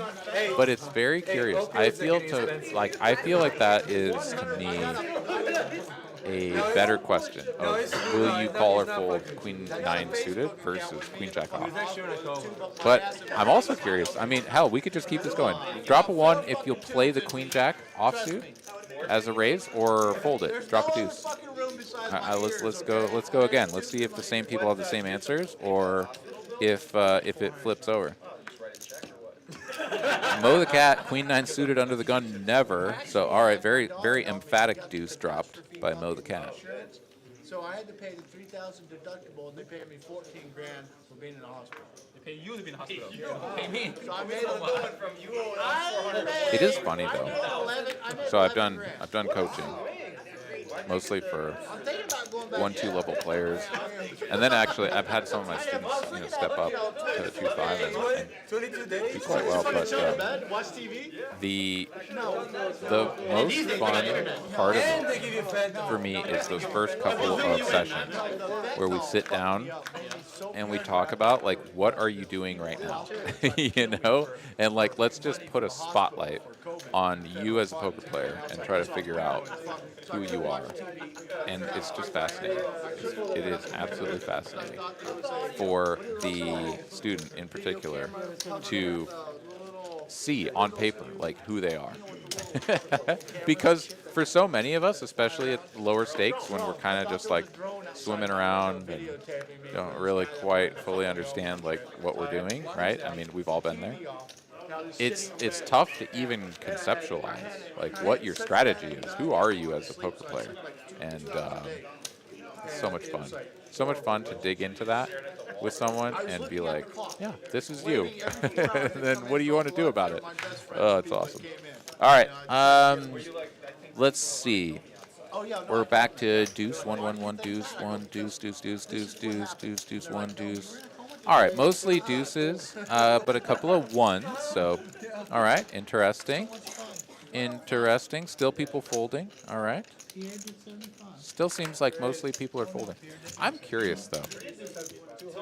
If we did have, if I allowed 3 as a limp, how many of you would actually be honest and tell me that you limp it? 'Cause I bet a bunch of y'all do. I bet a bunch of y'all do. Maybe not. PJ Tom gets aces, wins. Kristen raised her hand over there and wants me to know that she limps it. Both of them, right? Queen 9 suited and the Queen Jack off, right? Yep, she limps them both. Come on down to TCH Austin. Play against Kristen and people like her.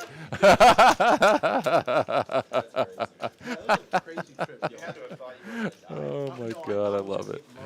No, but that is sort of the standard, especially at 1-2. Those are your bread and butter, baby. You gotta limp those.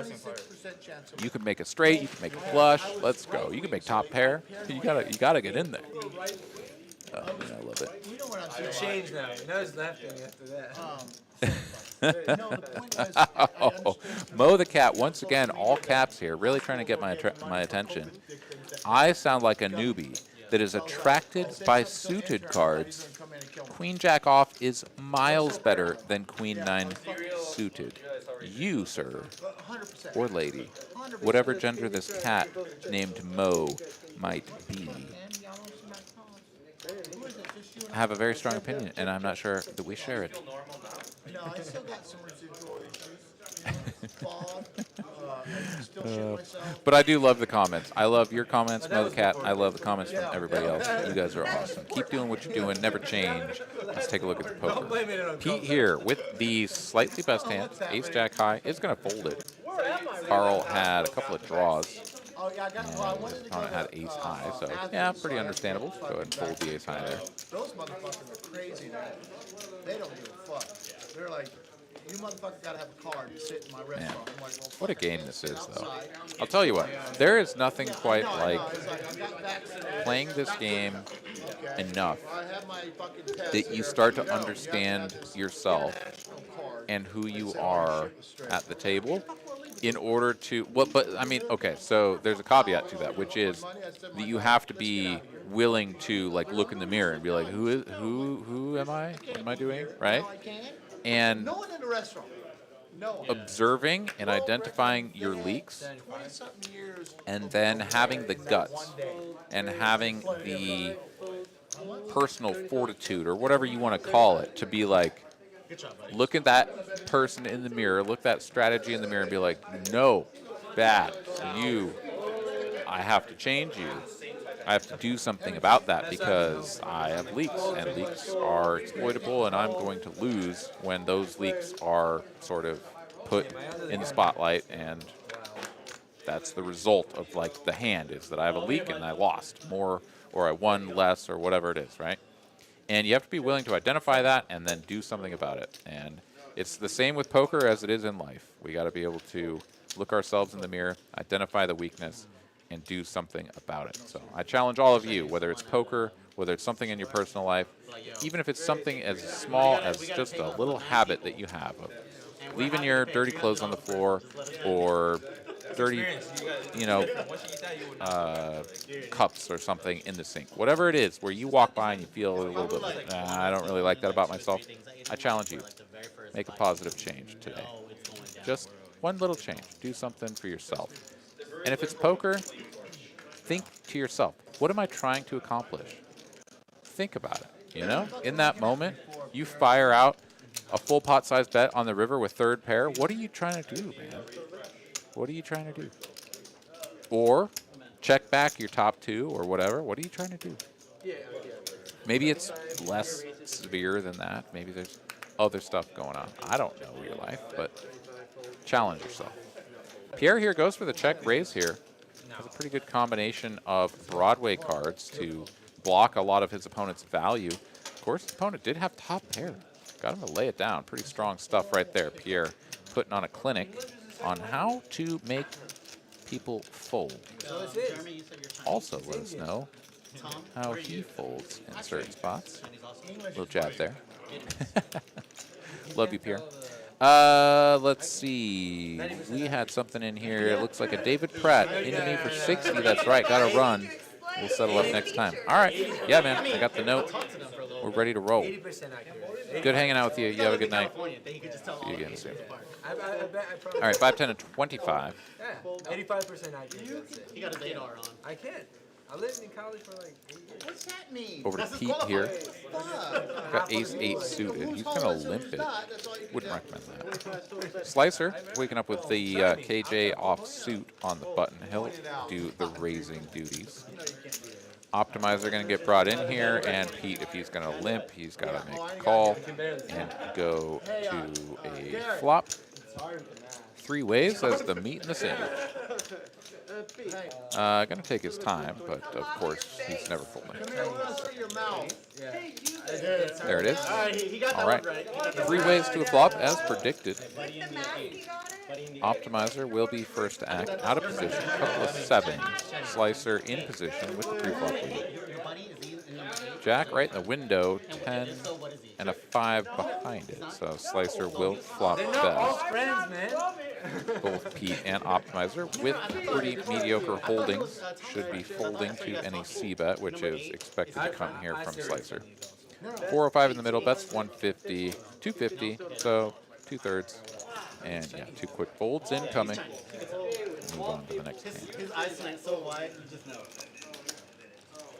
Corey Maddox here says, I always wonder about my bet sizing and try to get better at getting as much value as possible. Hey, perfect, man. That is awesome. That is exactly what you should be thinking about.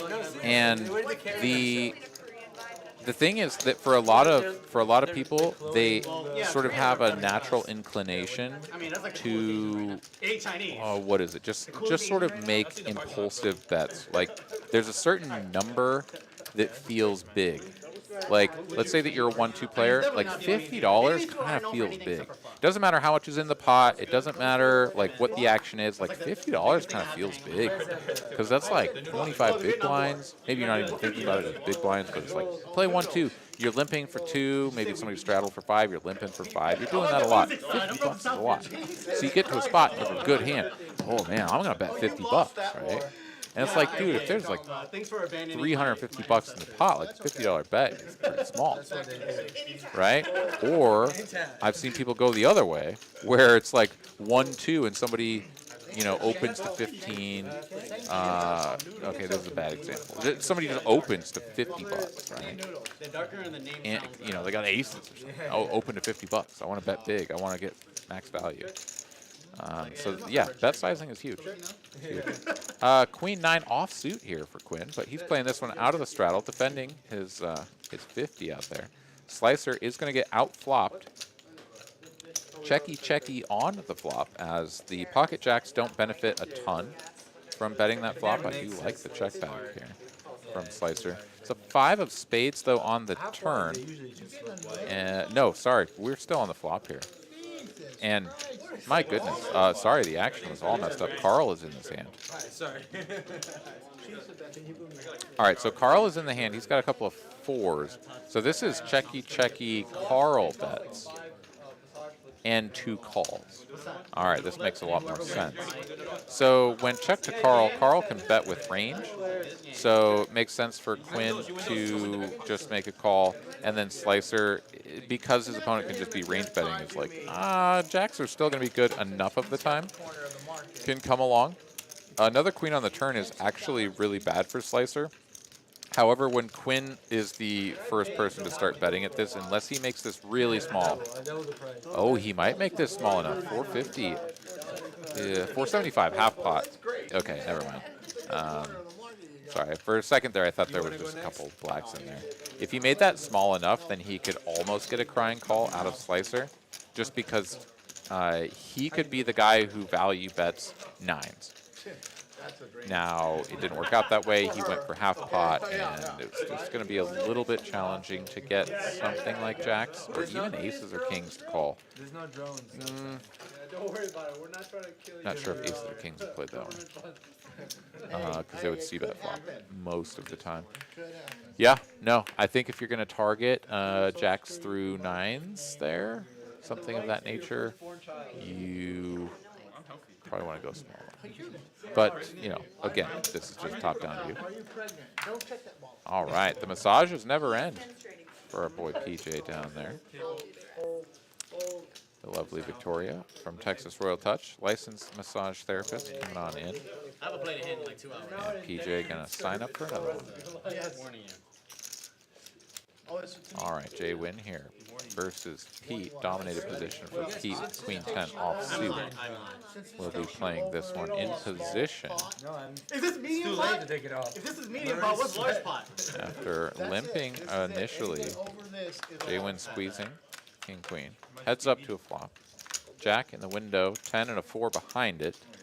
Up and down straight draw with backdoor heart flush draw here for JWin, and second pair for Pete. This is a dead split in terms of the equities. JWin going to slow it down with a check. No, he's not. Okay. Once again, action was not quite correct. And yeah, this makes a lot more sense. This is a very natural spot to c-bet, especially when you have so much equity in terms of draw equity. Binks top pair here on the turn. Both players now up and down to a straight. JWin checks the turn. Now he figures he's just got too much of this. That if his opponent has something like Jack 9 or Jack anything, 10 anything, right? Like just check now and then bet the river and hope to get value then. Pete is in position. So he reached for chips real quick, like maybe he was going to do something, but may have been just trying to convince JWin. I got something, I'll call you. Watch out. But JWin will go for value here, like this. It's about half pot for 225. And Pete, this is a spot where Pete is just like bluff or nothing, but may not be thinking of it that way. He can beat busted hearts, but he has the Queen of Hearts. And the Queen of Hearts is kind of the key card, both in terms of bluffs and in terms of value. And it's just kind of weird. So I would like a raise here. I don't think Pete's ever doing that, but I would love to see him just give JWin the business. Go to 800. The fold is also fine. The call I think would be incorrect, but I would have loved to have seen Pete just take it up to 800 there and watch JWin be like, oh no, what happened here? That would have been great. We should ask if we just want to do a random flip instead of a normal. All right, pot, looking how does that back here in the chat. See if there's anything I missed out on. instead of a bomb pot? Not really. It's like y'all just hanging out. 420 people watching. Hell yeah, that's a good number. I like that number. 172 likes on the counter. I bet you guys can do some work for me. Hit that like button, get us up over 200. here before 8:30 Central Time. That would be sweet. Appreciate y'all that have already hit the like button, and especially quick shout out to all of y'all An hour and a half that stream, have man. subscribed. We can do whatever As we got ourselves a new dealer, it's time to do a $25 PLO bomb pop. Home is the law. I haven't heard that one in a Live while. there now? You gotta You call. got some underwear, man. You got some, you gotta fire off some tourney bullets. Eat them. They have good food. Also another thing I haven't heard in a while. My buddy got like stomach virus from that shit. Virus? Yeah, he got like a Looks like Tyler in the box here. From the lodge. ate some like turkey. It's been out there for Pierre going to be first to act here. Get all of the antes pulled in. Flop on board. King 7-4 rainbow.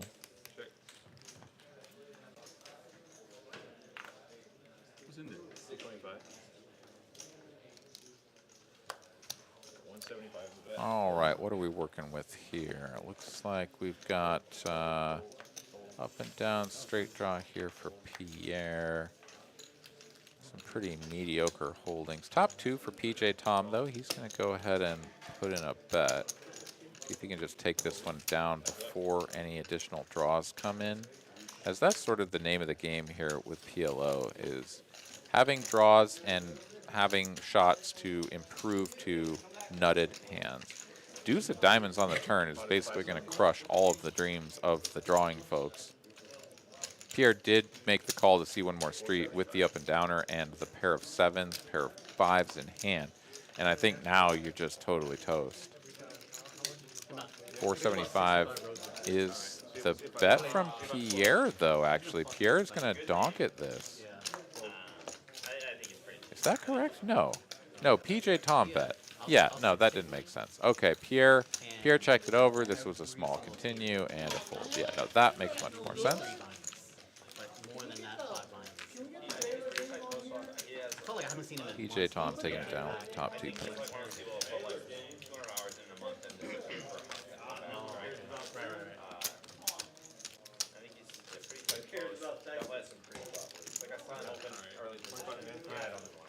All right, Tyler going to go ahead and get out the next hand here.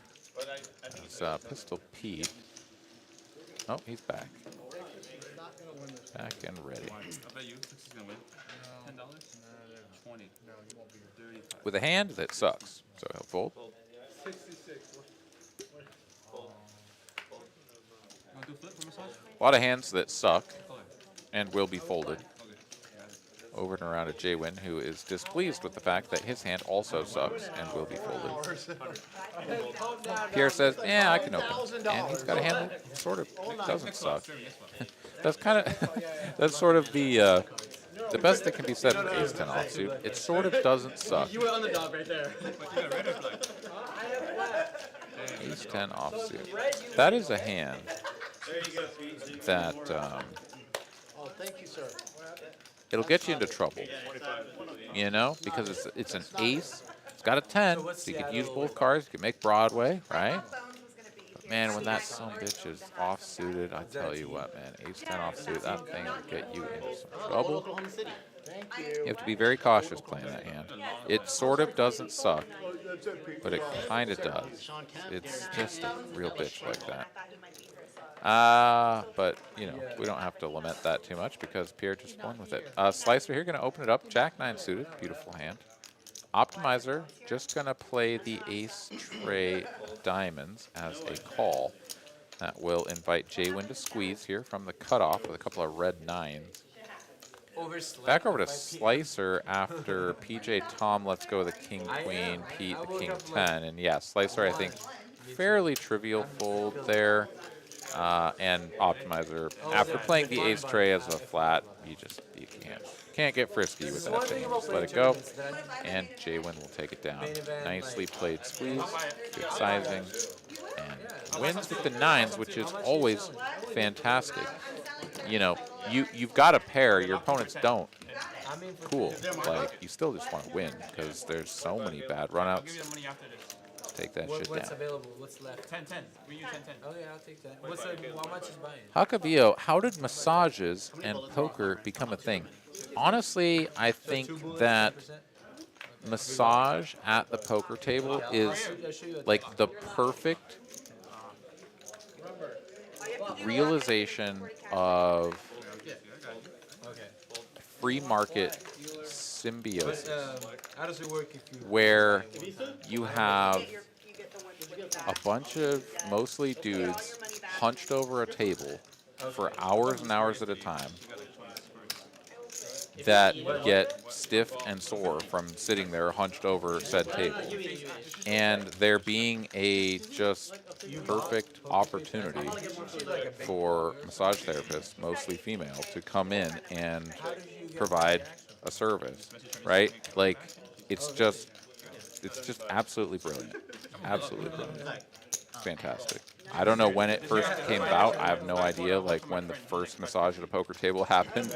But, man, I'll tell you, there's nothing like it. It's just, you're sitting there, you're already playing the game that you love, but because you're seated there, you start to get stiff and sore.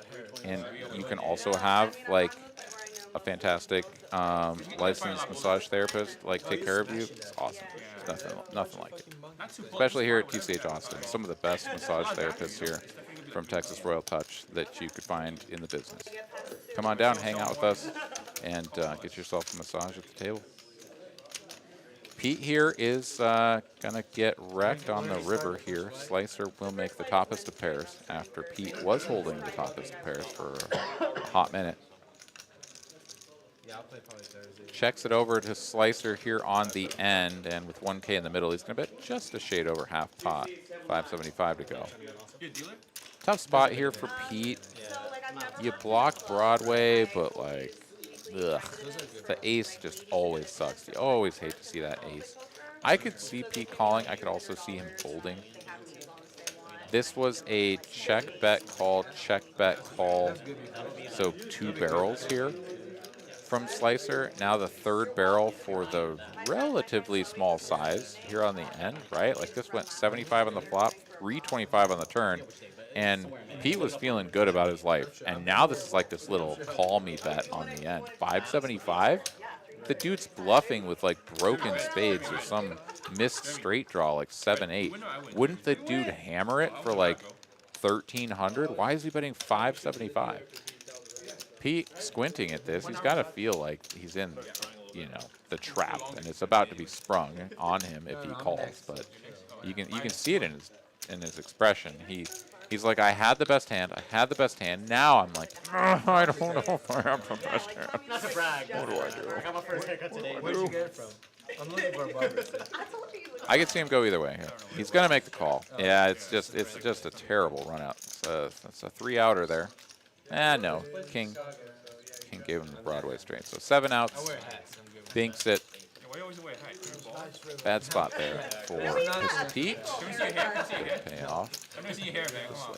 Never gonna see It's darker than you think. Whenever I see him without I'm his just hat, lazy. I'm like, where'd that black hair come from? Hakavia, glad that you like the Yeah, explanation. I'm gonna do it. Alice would take a licensed massage therapist at her side anytime. LMP therapist. I don't know what the P is. LM something. Anyways. Swati Singh here might be just a little bit behind us in terms of watching, but has a question. How to play against maniacs who open to 30 or 40 in a 1-3 game, always 3-betting with shitty hands, and they just play every hand? That's a really good question, Swati. Thank you very much for posing that. And Quinn here, going to wake up with a couple of kings. Quinn with quins. So, the Maniacs. How to play against the Maniacs. The Maniacs are tough to play against. So there's 2 ways to play against Maniacs. One is that if you are not afraid to lose, if you are playing at stakes, okay, I'm going to have to come back to this because we're 3 ways to a flop. And Quinn here with the overpair. Kings and deuces now kings up. Caitlin finding her way in here with the ace-queen offsuit. Doesn't find a piece of this one, but Pete, he's got 2 clubs in hand, so he is going to continue after a bet of 125 from Quinn. It's a 9 of spades on the turn. Quinn in a commanding lead here, but Pete does have outs. club and a club only, but should be a size up from Quinn. Still going to keep this reasonable. Doesn't want any 10s to fold. So 300 and an ace of spades on the end. Caitlin would have gotten there, but had no business in here, so no reason to fret.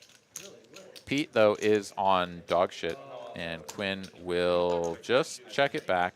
Says, yeah, if you're ever on ace-high clubs, you're going to beat me. But Pete is on king-high clubs, so Quinn will take the pot nonetheless. Okay, so playing against these maniacs. If you don't care about losing, if you're playing a stake where your bankroll is such and your demeanor is such that you don't really care if you get stacked and have to rebuy, then the best way is to go to war with these people. Absolutely go to war with them. And 3-bet them with all of your best hands and even a little bit less than that, like 3-betting with things like King 9 suited and shit like that. Like, you can put them into all kinds of tough spots when you just like 3-bet further down in your range, because they are always opening with crap. So then they're like, oh, do I call with my 8-5 suited? Yeah, I probably do, because I'm a maniac. And then you just play with like a way better range against their shitty hands. So you can do that kind of stuff where you can put them on the defensive. If they're the kind where it'll just like 4-bet rip it in your face with 8-5 suited, then maybe just start calling more. So you really kind of have to feel them out. But a lot of that hinges on you being willing and able to go to war with them. If you are not, if you're sort of timid about losing a buy-in or whatever, then you just tighten up. You literally, you fold all the shit that you would normally limp or flat call, like your Queen 9 suiteds and your Queen Jack offsuits, right? Like, you just let that shit go, and you start playing a much more polarized range. You just play good hands, like Jack 10 suited and like Ace 7 suited, and just play those as flats. Try to play in position if you can. If the maniac's to your left, it'll make your life a lot harder. But if you are out of position against the maniac, you can also start trapping, which is going to be just like the best way to punish them. Limp your aces, or limp your kings or queens, or ace king, right? Like, limp that kind of shit. That dude's always going to bet, and then you back raise him. You can hit him with that sort of stuff. So I don't know if that necessarily touched on exactly who you are playing against, but I hope that helps. What about the Max guy? Pescatori? Yeah. Also legend. Is his last name translate to fish? Fisherman. All right, Pier here. First to act, couple of 7s, standard open. And by standard open, I mean min raise. Min raise. Pierre thought he was opening up on a 25, but he is now opening with a min click. And he's going to look up at us and be like, yeah, well, that just happened, as he scratches his neck. Quinn here with ace-jack of spades could have attacked that sort of like weird fumble, but doesn't, just limps it. Slicer is like, nah, this shit's too good to be true with 5 tray suited, but it will bring in Carl, Optimizer, and JWin with his favorite hand, 6-3 offsuit. I guess he plays any 6-3. I guess his mother's birthday or something. Check from Carl. Optimizer going to donk lead out at this. Remember, this was a weird min click from Pierre, and then everybody called. So the donk lead is really not that out of line, because it's kind of like, what the F does anybody have here? And yeah, folds down the line. I don't even think, yeah, Carl just snap folds the 8s, as you do. Like, you went that multi-way, and then you get a donk lead. Yeah, let it go. So, I mean, end of the day, you don't get extra value from the top pair, but one of those things where you just, excuse me, sort of won the hand. The bandana. And who could be upset about that? You know?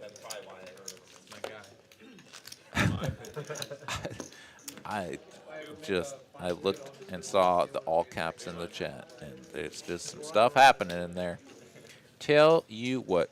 Oh, is the Queen of Poker here? The Queen of Poker is here. Hello, and how are you? Welcome to the stream. 430 of you fine folks hanging out with us right now. 186 likes on the counter. you know what to do if you haven't had an opportunity to hit that like button, and you do appreciate us. Don't want to push any buttons here. Don't want to make anybody do anything they don't want to do. But if you're hanging out and you're watching, you probably like it. So help us out. Hit the like button. Mr. Drummond says we are trying to watch the players interact. Try not to talk so much while they're in the hand. Well, you speak for yourself, which is fine. That you're trying to watch the players interact, and you don't want me to talk as much, but maybe other people feel differently. In any case, I will take your comment to heart, and I will also probably talk at a rate that may or may not be acceptable to you. But I hope that you are enjoying us, and I hope that you will come back in the future for all of our future TCH Live streams. We've got pair jacks here for Pier, which is the best hand. JWin, though, is checking and calling with third pair. 7 of diamonds on the end. Pier now going to make 2 pair jacks and 7s. JWin solidly in bluff catch regime here. Checks once more. Bet a 175. No, we don't have a shuffler. And front door diamonds came in. JWin does have the queen of diamonds. His hand is going to operate better as a check raise than a check call here. No, just like every table has a shuffler except for like one of the back. See if he goes for it. Now this is the look of a man that is folding.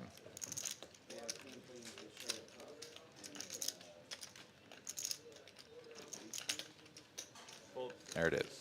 Pier wins. Queen of Poker says that she likes when I talk. Well, there you go. Alice says the same. Appreciate you guys. Thank you so much. I appreciate that a lot. But yeah, I mean, you know what?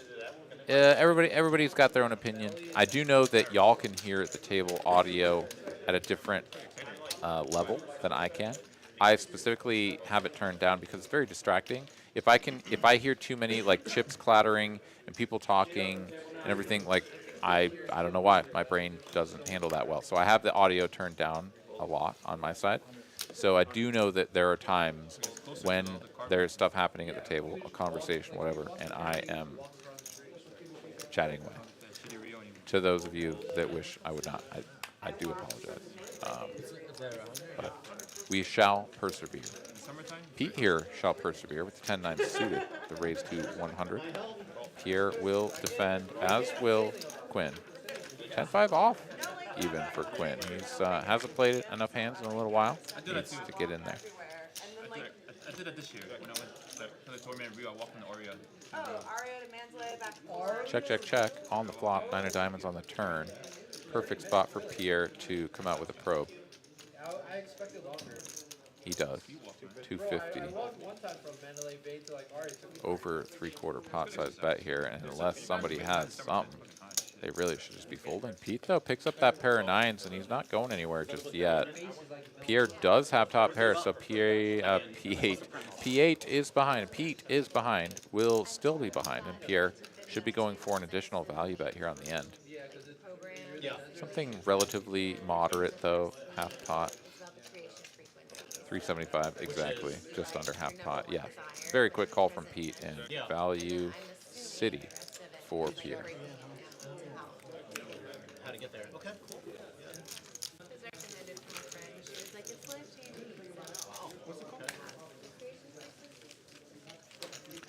All right, time to peep my points. I think even though I'm flying solo without my man David Pratt in the chat, I can still fire off a gamble, see if I can pick up some more loyalty points. Let's try this.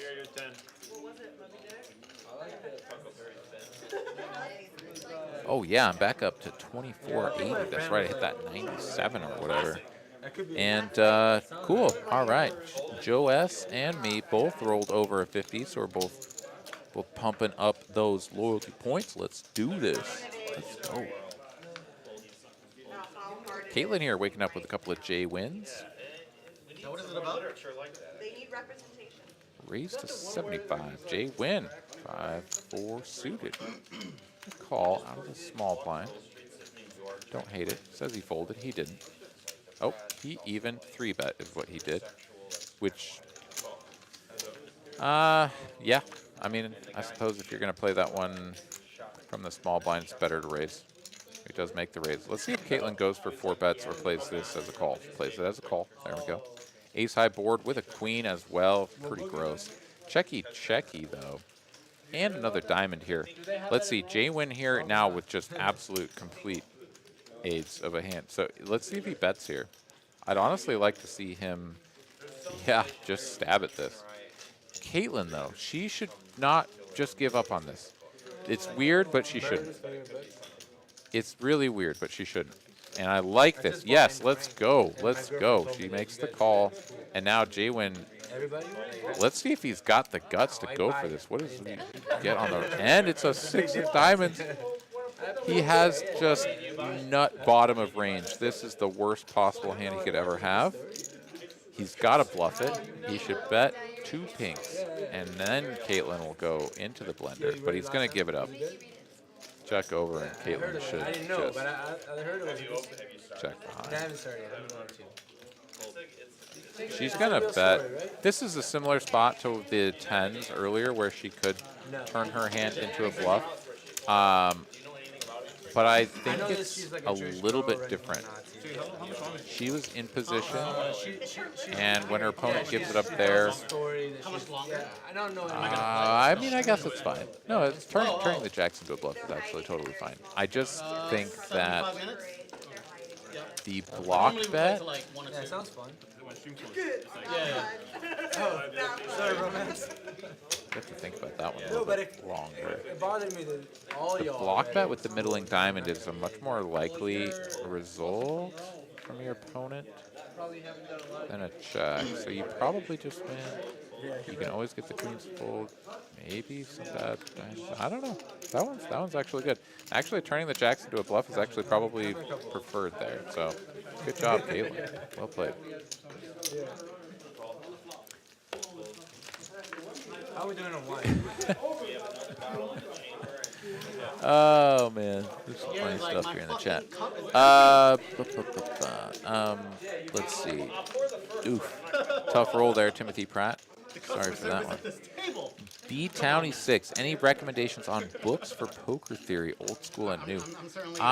Jonathan Little puts out really good poker books. I think if you want a book, if that is the format of choice for you, Jonathan Little of pokercoaching.com is probably the guy that you want to look at. If you just want good material that you can like learn from or whatever, there are so many good things out there for free on the internet. Jonathan Little also being one of those people that puts out good free content. As there wasn't a whole lot to be done on this one. It was just 7. We're going to win. Isn't that like the Italian Slicer water? does bet and win. So I don't know. I'm not sponsored. Get nothing from him, but I think he's a really sharp guy. Puts out a lot of good free content. So check him out. Also good good books. Yeah, my mom's from Milano. My dad's from Fort Worth. Some exotic land of water culture there. Question. Know the cat here? Gets more all caps. I got some cows. A couple of them. Maniac led the action the entire way. Missed his flush draw. You check the river. He shoves all in, and you snap him off. Yeah, you trap him. That's absolutely right. Trapping mofos with the nuts when they just go ballistic is absolutely the right way to do it. I mean, we're always in positions where you're trying to figure out who your opponents are every bit as much as what your hand is and what your hand strength is. I'll come back to that here in a moment. We've got a 3-bet pot here. This is an open from Optimizer. 3 bets from Pete. Optimizer, the only caller. We get to a King 10-10 board. Pete with the top pair. Queen kicker. Optimizer here with nothing but backdoors. Yeah, you're just going to let this one go. So you're trying to figure out not only just like what is the absolute strength of my hand, how does it interact with my range, their range, all that shit.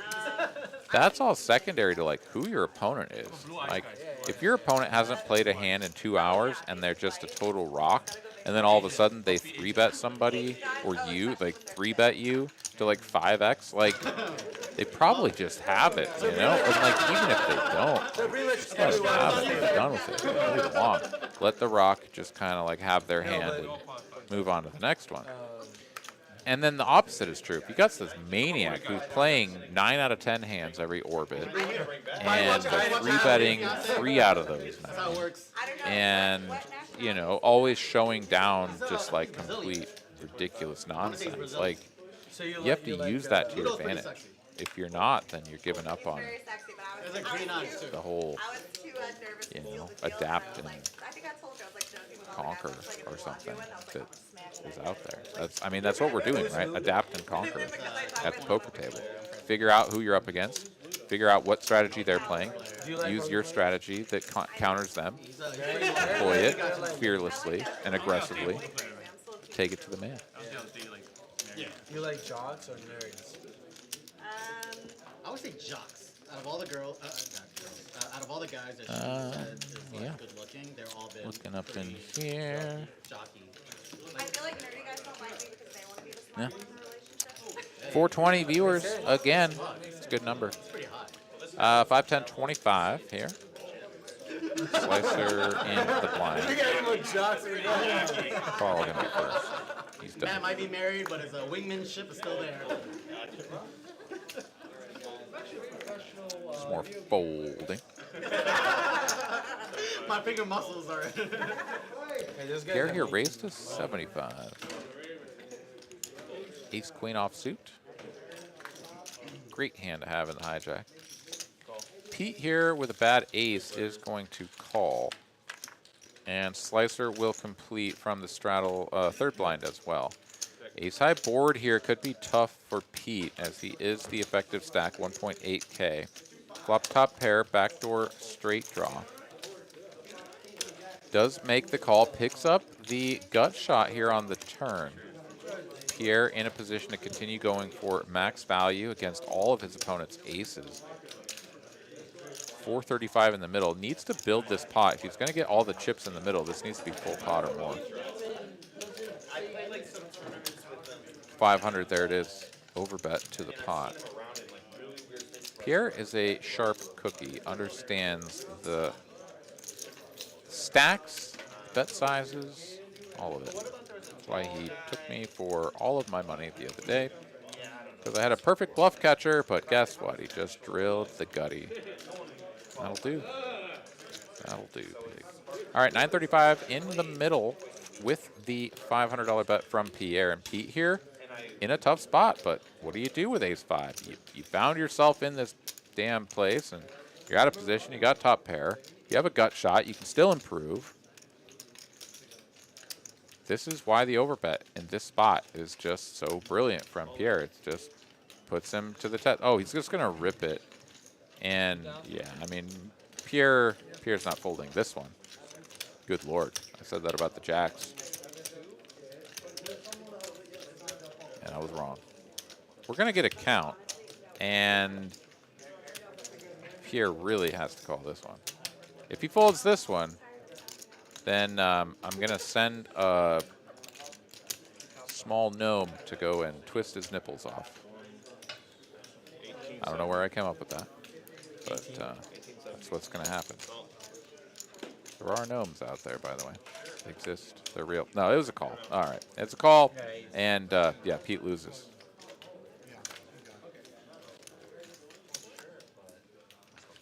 Nipples shall not be twisted here, as Pete will grab his cup of wine and perhaps retreat to some other area of the card room. Didn't have the look of a man that's going to reload on his face right there. Pete did run pretty good at the 2-5, which was right after the run bad at 1-2. So he ran the gamut here tonight and went bad, good, bad for Pete.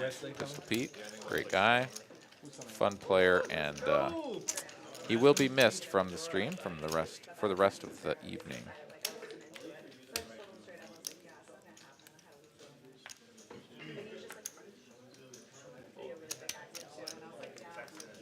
All right, Pete has taken his leave of us, and we are moving right along. Pierre, does he have a hand to do something with? Let's find out. Yep, sure enough, raised Says 75. the man with multiple children.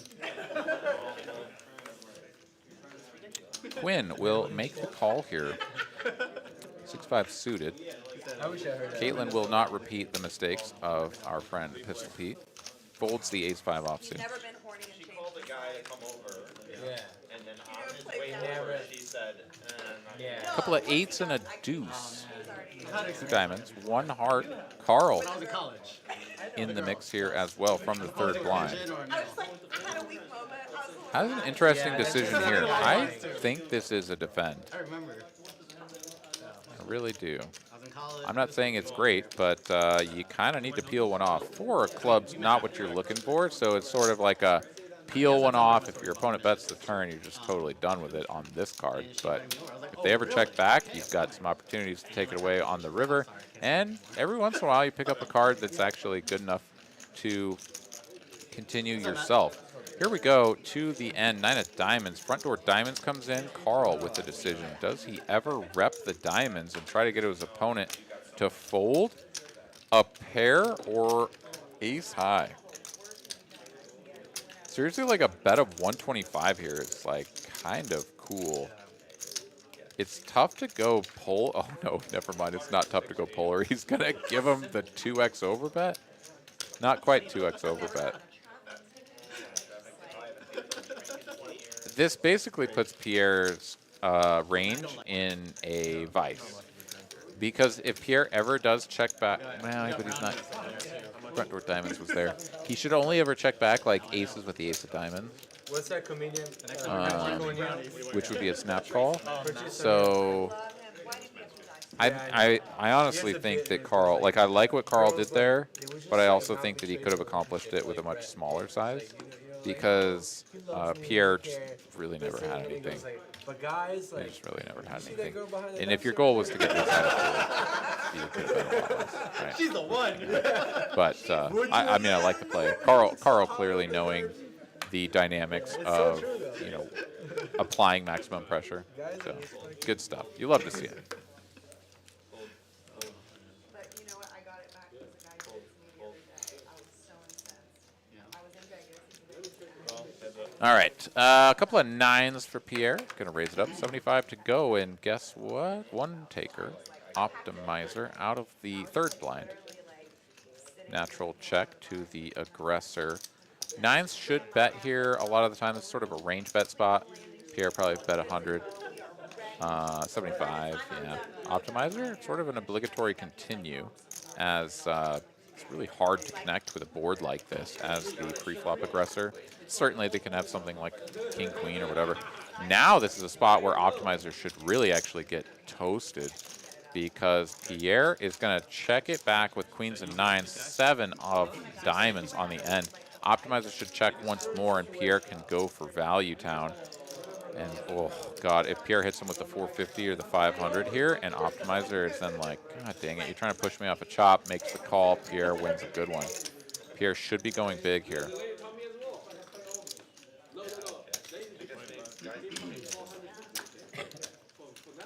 $225. Interesting. 2/3. I think that sizing is a little bit off. Maybe specifically against Optimizer. Oh, I'm totally wrong. I'm off in left field. The 225 doesn't even get a call from Optimizer. So what do I know? The clearly the 500 was way off base because Optimizer would have snapped That's the only way a guy those would just cards say into no. them up. Although I guess every once in a while you have the reverse, which is like the more you bet, the more your opponent thinks that you're bluffing, the more incentivized they are to call.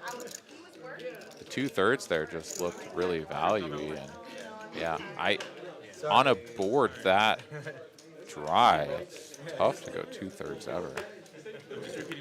I almost went into I don't terrible know. dates. You're not attacking an jerk off, 8 I'm like, I'm so happy I didn't. with that side. It's just, dude, guys The are 500 is sort of like a perfect merge where you get someone to think that you're trying to push them off a top with ace high, and also an 8 is like, ugh, you have a queen, I'm kind of tight, I fold, right? JWin almost fumbles the fold there. I love the little grimace that he just had of like, ugh, that didn't work out. Uh-oh. Oh, God, here we go. Round 3 for Caitlin with 8s. Oh, she's flopped a set. It's 3 hearts, though.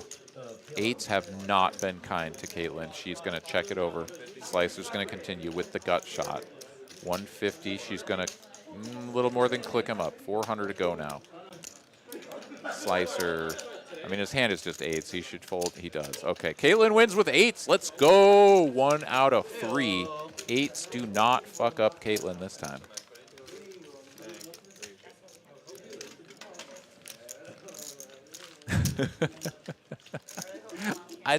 I mean, sometimes I just like literally just scroll through the chat because I haven't read it in a little bit and just see words that make no sense to me. I'm like, how did this conversation get started and what are you people saying? And at the same time, I love it and it's amazing. Never change, people. Never change. We're on to the next one. 5-10, 25. Tyler's still slinging cards here in the booth as Pierre has the $25 straddle out. He's not in his seat, but he will return momentarily. And look at that. The artist formerly known as Westlake Matt is now at the table. Taking over for Pistol Pete. Got an open from Matt. 75. Slicer gives him the 3-bet business. Says, welcome to the table. Let's play for 225. And Matt says, yeah, sure. I got a pair of 9s. First hand. Let's go. Ace high board. Sweet, bro. Check and mandatory C-bet and fold. Oh, 150. Small size, still enough to get the 9s to hit the muck. And Slicer will take it down. All right, let's see here. We've got Matt buying in for 7K.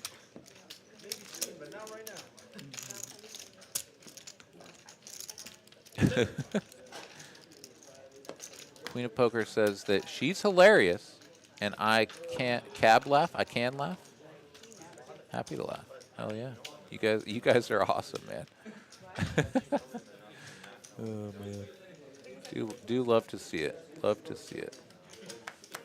Also, if any of y'all here in the chat, here watching, want to play this game, the information on how to submit your name and, you know, whatever, like when you're going to be here and shit, is in the video description. Click that link. Let us know when you're going to be here. Like, we want more people to come here and play on the stream.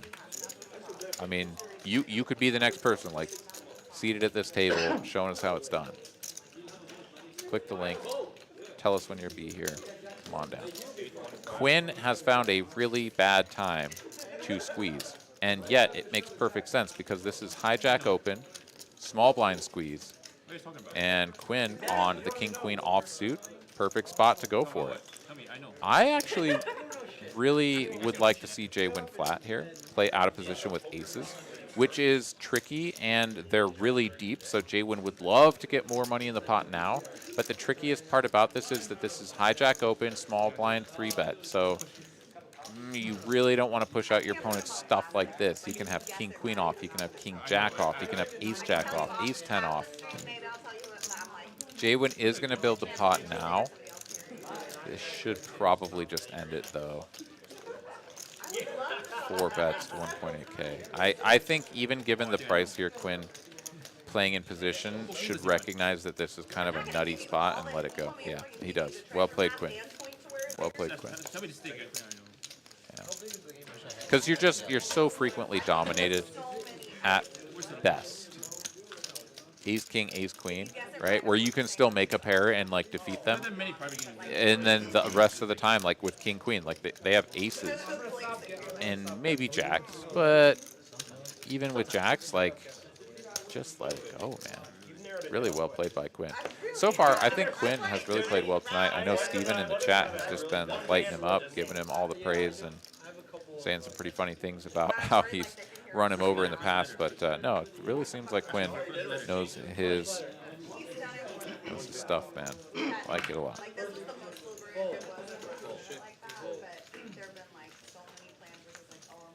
Queen of Poker here says she'd love to work her magic in Texas, but on camera she should study the streams and the players more. Well, that's absolutely well advised. Keep tuning in here on Mondays for the big game. But you know, if you want to come in and splash around with me and some of the other 2-5 folks, I mean, we could in for a couple of thousand on the Thursday 2-5, and those are more manageable stakes and a lot of fun to be had there. Less, you know, intensity in terms of the player strength. We do have Matt here getting 9s once again. 9s in 2 out of the 4 hands or whatever that he's seen. Goes for the check call on the flop. It's another half pot size bet here on the turn. Little over half pot. There is 3 black chips there. And Matt will get away from it with the queen on the turn. It's just, even if his opponent's working with diamonds, it's one of those spots where playing out of position is just the worst thing ever. Because a third barrel with busted diamonds, you still have to fold. So you may have to fold them.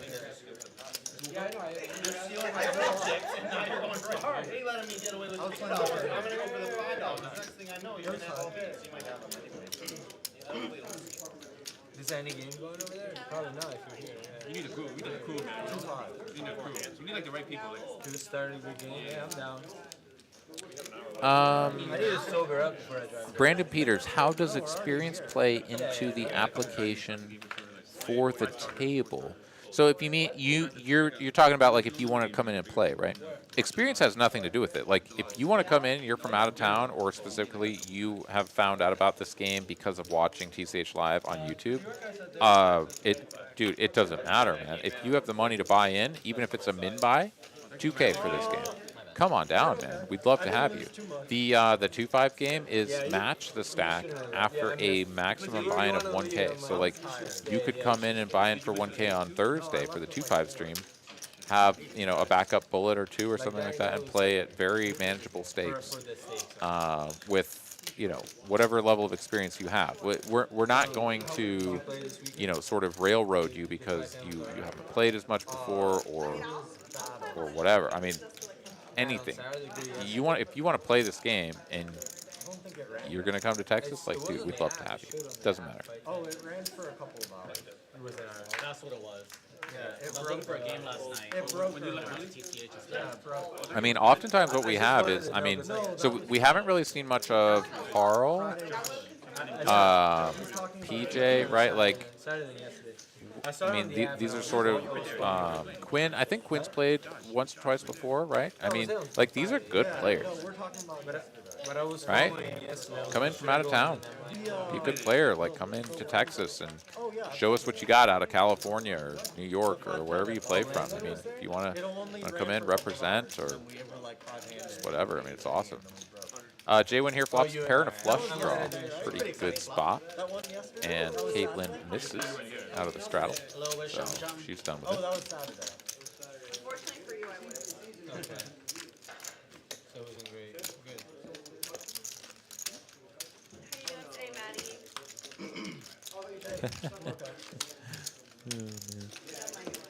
Jedi Master Ted rolling a 10. Call in, Maddie? Getting smashed for 99.22. Still has literally over 1 million loyalty points. I don't know how that's possible. I really don't. But you're a freaking legend, man. Call me Poppy. Did they put me on this table? Timothy Pratt wants to know when David Pratt plays, and he'll be there. Well, you know what? We need to get David Pratt in on a Thursday night stream. Yeah, I love playing with that guy. He's so much fun. He's hilarious, and it's just a ton of fun to play with that guy. So we should get David Pratt in there on Thursday. I'll come play. Although, man, I'm getting my ass freaking handed on those Thursday streams here as of late. I think I'm like 0 for 3 on the last 3 Thursdays. On the receiving end, though, you're like, yeah, I'm Tough in them streets, yo. All right, heads up to this one. PJ and Carl. Both players will flop second pair.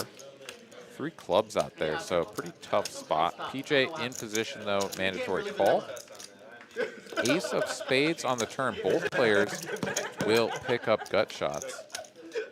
Checky if I'm not In front out of in your, left in field. front of your parents. No real reason for PJ to bet here. Yeah, checky indeed. Off to a river, king of spades.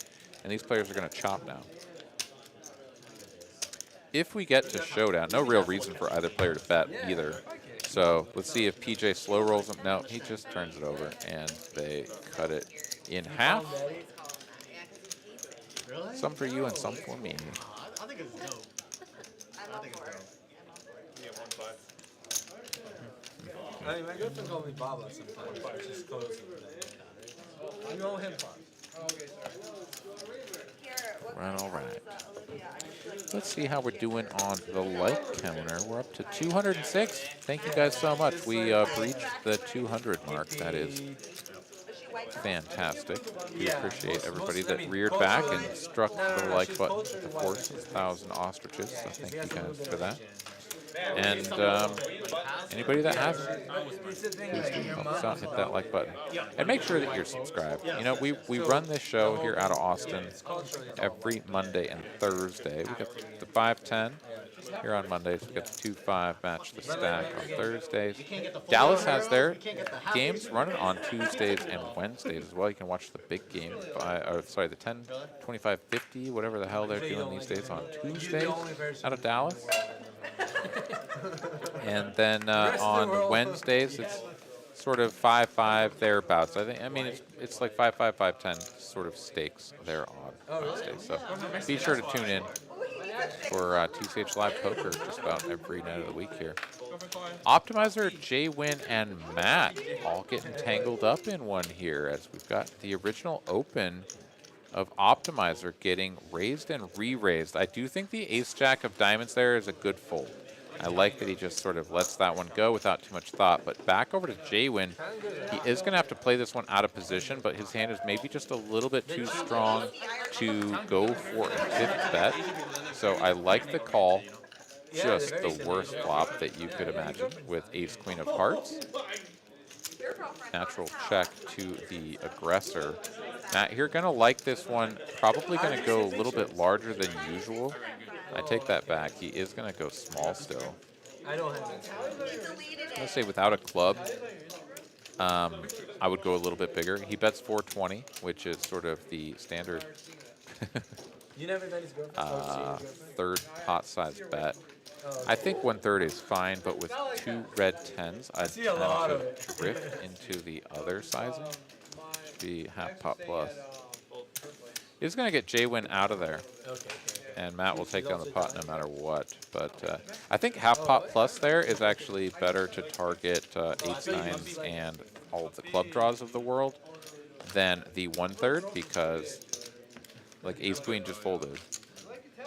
And ace-queen of clubs wouldn't have folded to 2/3. But, you know, sometimes we do what we do, and that's just the way it is. Obviously, of course, I'm not the one there at the table as well. Just watching here with all of y'all. People like Asian gold the most. Yeah, show me a show. The Google it. Most whatever. All right, 5, 10, 25. We got the 50 on. Maybe doing another round of those. Let's see. For attraction from guys are trying to. Just some random 50s sprinkled about. I don't know what the. Caitlin will sprinkle 150 into the pot from the button.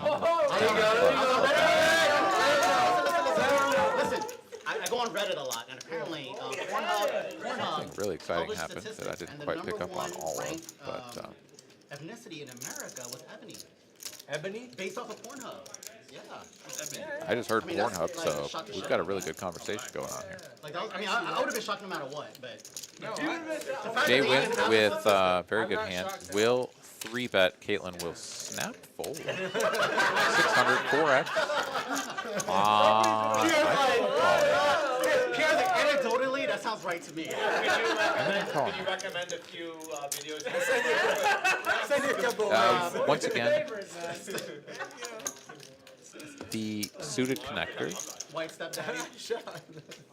are going to play quite well, especially in position. I don't know where that came from. In that you're going to know kind of where you're at in terms of your immediate hand strength on the flop. Everything in Pornhub is And step. whatever, stepmom, Those like stepdad. You can make a lot of nutted hands that don't need to pair the Nobody board, cares. Y'all just want to see a video. and your opponent can have a lot of like overpaired set type hands. I choose based on a thumbnail, not the title. I'm trying to just sort of stay quiet here as well because this conversation is first part, fantastic. middle part, Whatever it final is. part. Mute anyway, right, guys? Am I right? What do you say? But you're watching on mute. No, I have to.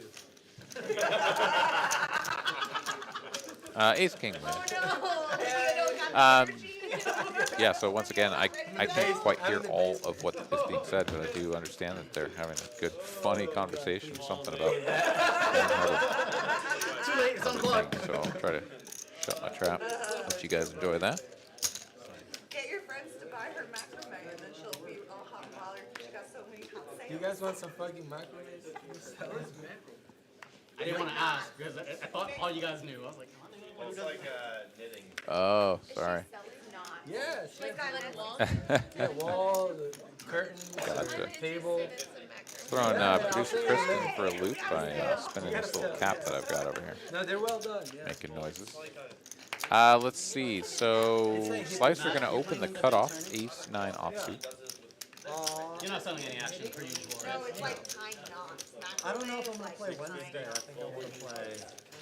Pierre going to come in for a 3-bet with a couple of kings. Why I have not? like the worst travel schedule this year ever. I'm And missing that one too. Slicer is just going to be done with this one. New York. Yeah, I'll be in New York for a week. Oh, for a whole week. For March. No more money At for the very Pierre. least, through, Wednesday morning through the 6th at the very least, and we'll see.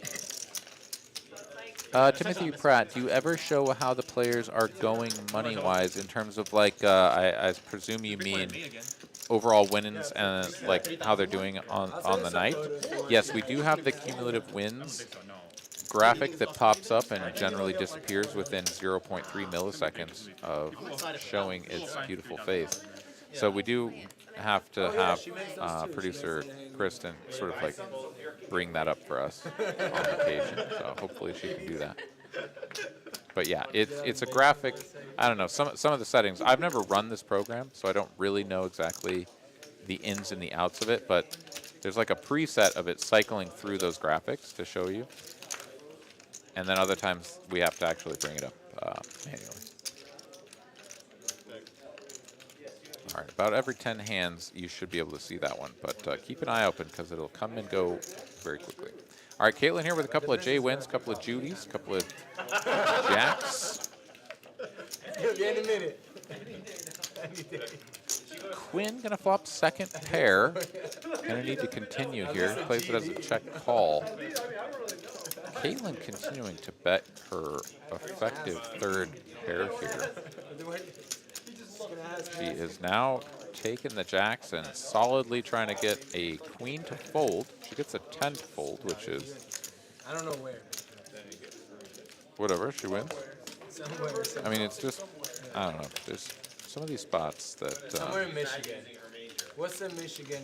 just, no. it's always She's just the one to interesting.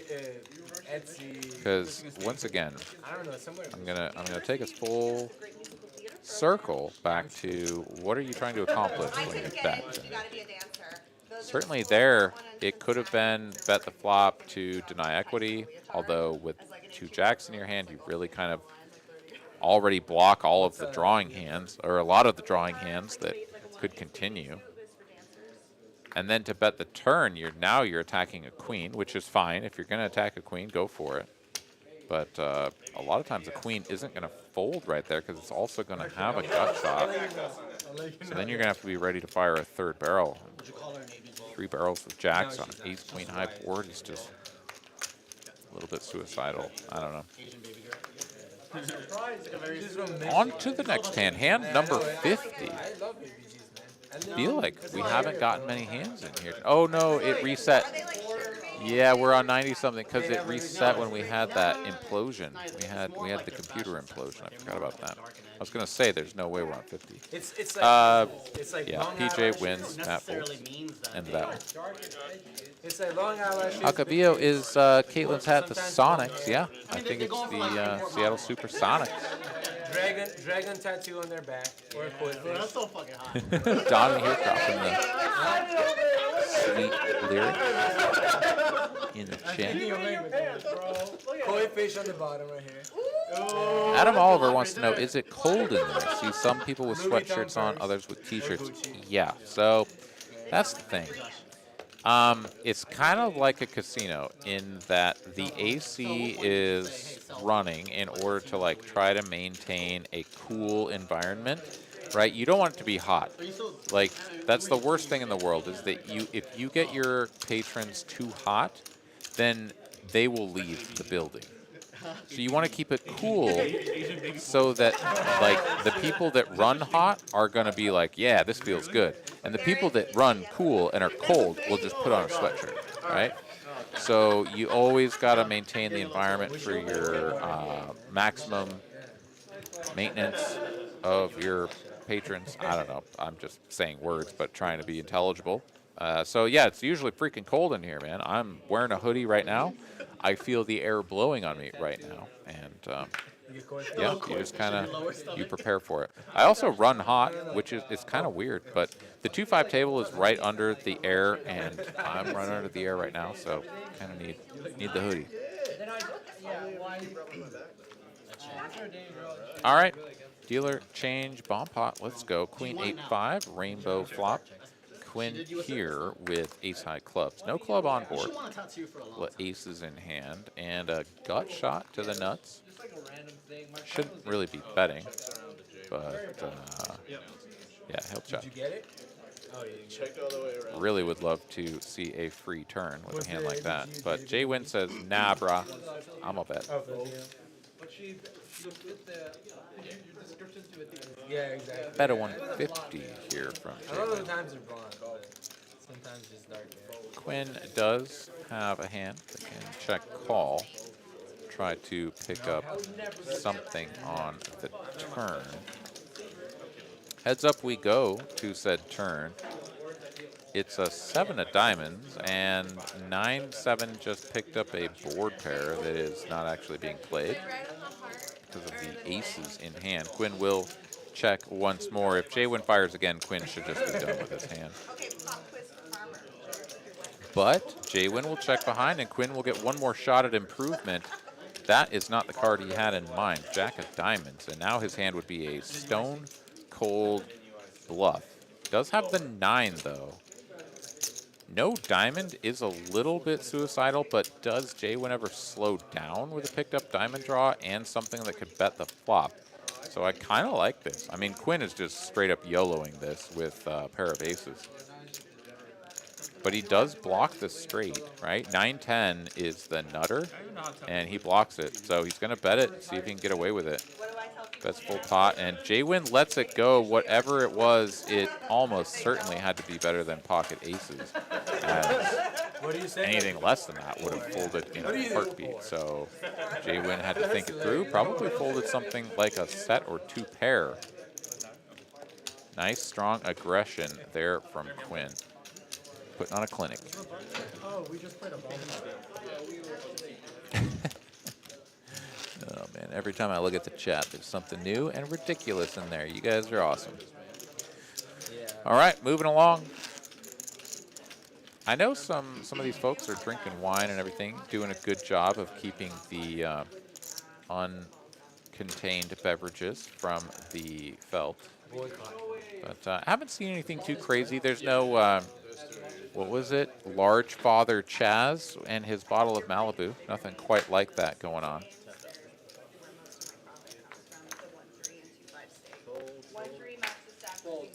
Caitlin is working on a Starbucks beverage. Are going to get an open here from Optimizer, raised to 75. Pier going to make the call here on the button. This is spot where you can go a couple of different ways. I mean, I love flatting, sort of hijack, middle position of hijack opens with ace queen here, all the way down to early position. Generally see some more free betting once it gets to hijacking later. Hijack cutoff, dealer going to 3-bet that a lot more often. But it is going to be a couple of clubs, ace-high board here. Optimizer with a real incentive to continue. Try to just win this with king-high right now. 190 in the pot. Optimizer going to continue for a wager that is hidden behind the graphic there. Can't quite see it. Is that $15? I think to be fair, it's pretty lucrative. Okay, $15 here from Optimizer. This is the sort of reverse of what one would normally do. Since you have that face, I have a If you had aces, you'd just check. You wouldn't bet 15. No, I need two. He bets the 15, gets raised to 125, then 3 bets to 375, and Pierre folds. My God, that worked No, somehow. it's not. So this is in your favor. I No am private games, only public card rooms, 300 max buy-in. baffled. But at the same time, as Pierre, you have to be saying to yourself, what is 15? Whenever somebody bets an amount that is so inconsequential to the pot that it's basically a check, you should treat it as a check. So if his opponent had effectively checked and then check raised him, would he fold ace-queen? I'm not sure. Did the 15 somehow So, which is why I need a certain amount of action for it to be worth it. brain fuck Pierre into folding? 2 to 1 I if you mean, want to bet 10K, 3 to 1 if he you want to bet checks, Pierre bets and gets check raised, like, is he ever folding No one's ace-queen? I doing can't imagine so. I don't think I can do that. I don't know. Brain like, I fuck don't think I have complete, a I face think. that bad. I mean, that was just weird. 15. No, it's I not love matches those tiny like bets. 1, I 2, really do 300 max love the buy-in. tiny bets, but this, the flop is just rarely the spot for them. I I like don't them think on so. the turn. If I can get the action I want, The tiny bets? Tiny bets are best on the turn. And usually as a probe, in your favor, just because you can kind of quote unquote take over the betting lead without actually committing anything. This appears to have been some sort of however many hours. massive $150 straddle all the way over to Carl. Open from Pierre. No, sorry, this was an open to 150. I apologize, I mistook that. That was a $50 straddle, open to 150. 3 bet now from Pierre. A couple of eights. That is the Steam Dola special. 8 of spades, 8 of hearts. And Carl now, a little bit in the tank here, trying to figure out how to proceed. And 4 bets coming in, 1,300 to go. Pierre now handcuffed I think it's a really good bet. in position with a pair. Got to see a flop. If you ever hit a set against an opponent as deep stacked as this, and they have aces or kings, you get it all. Against me. He's like, after we work through some concessions, so no private games and 300 max games only. Those are the concessions we made. Still showing that Carl has 300 to call. It is, there we go, 4 bet to 1,300 here. Actually 850 to call, and you have to call here. And it's not just from the pure implied odds of hitting the set, it's also just the fact that your opponent is completely unblocked from ace-queen and ace-king. And here we go, we can see now that Carl has the ace-queen. The king-high board, though, Pierre is actually going to be little bit That's why we just go here. Like where I can just come sit down. toast. I mean, I think if Carl makes this small enough, Pierre can peel one. But if Carl then sizes up, as he should on most turns, then Pierre's going to have to hit the road. Let's see, 2.7 in the middle. Let's see if he keeps it down around 700, 800. Yeah, he's going to go 800. Okay, so 1/4 pot. I like this. Pierre ditches it, just snap ditches it. All right, he knows what's coming. He's like, even if you're bluffing, then I call the 1/4 now, and then you go 2/3 on the turn, and I fold there. So why not just fold now? Like, I'm rarely hitting my set, so just ditch it. Well played. Carl, PJ, Quinn, really strong players. Great addition to the stream. These guys have really brought the show here tonight. Hope you guys are enjoying it. If you are, let us know. Hit that like button, man. If I make 10K, or if you bet the 10K line, if I make 10K or more, I win and you owe me 2 to 1. If I lose, then I owe you 1,000. Okay, I'll do it. All right, 5, 10, 25, and 50. I'll put everything in writing. I I'll send it out. messaged you on Instagram already. Yeah. I'll put everything in writing and then I'll circulate it to everyone who's part of the Are bet. you gonna share results every day? Huh? Do we get to see your Nobody results? working with I could if you want. anything I'm happy of to copy and paste. I mean, it's just tangible whatever's value. on my phone, I'm happy to copy and paste it. PJ will open the I mean, button, look, queen 10 realistically off. speaking, I'll settle if Caitlin. I just drastically down. King Jack out of the I'll big surrender. blind. I'll offer Just something gonna really let good, it go. you know? Carl will defend his straddle with the same hand as PJ Tom. Really do think that the King Jack off is a great squeeze candidate against a button open. 10 high board, both players going to play top pair queen kicker here. Neither player free rolling the other in terms of backdoor diamonds. Is just going to go check, bet, call. Check once again, deuce on the turn. This should be solidly for value. PJ Tom attacking 9s, 8s, 7s. Jack 10, 9, 10. That's 350. Just about half pot is going to get quick call here. And off to a river we go, 1.2K in the middle. Another diamond on the end. Now both players playing deuces full of 10s. And again, another spot to attack 9s, 8s, and 7s here as the front door flush comes in, but like weird spot to ever bet a flush. So yeah, no slow roll coming, no chop roll coming. It's just a quick bet, quick call, and turn over the 10s. Chop up the pot. Ed Burridge, what's going on, man? I'm doing quite well. How are you?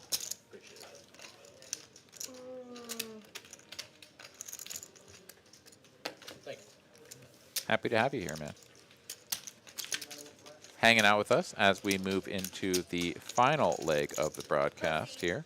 9:22 Central Time. We will be live up until it's about 10 p.m. Central Time, so another 45 minutes or so, which reminds me that I think I can get another gamble in now and one more before the end of the stream. So let me rocket off another 200-point gamble.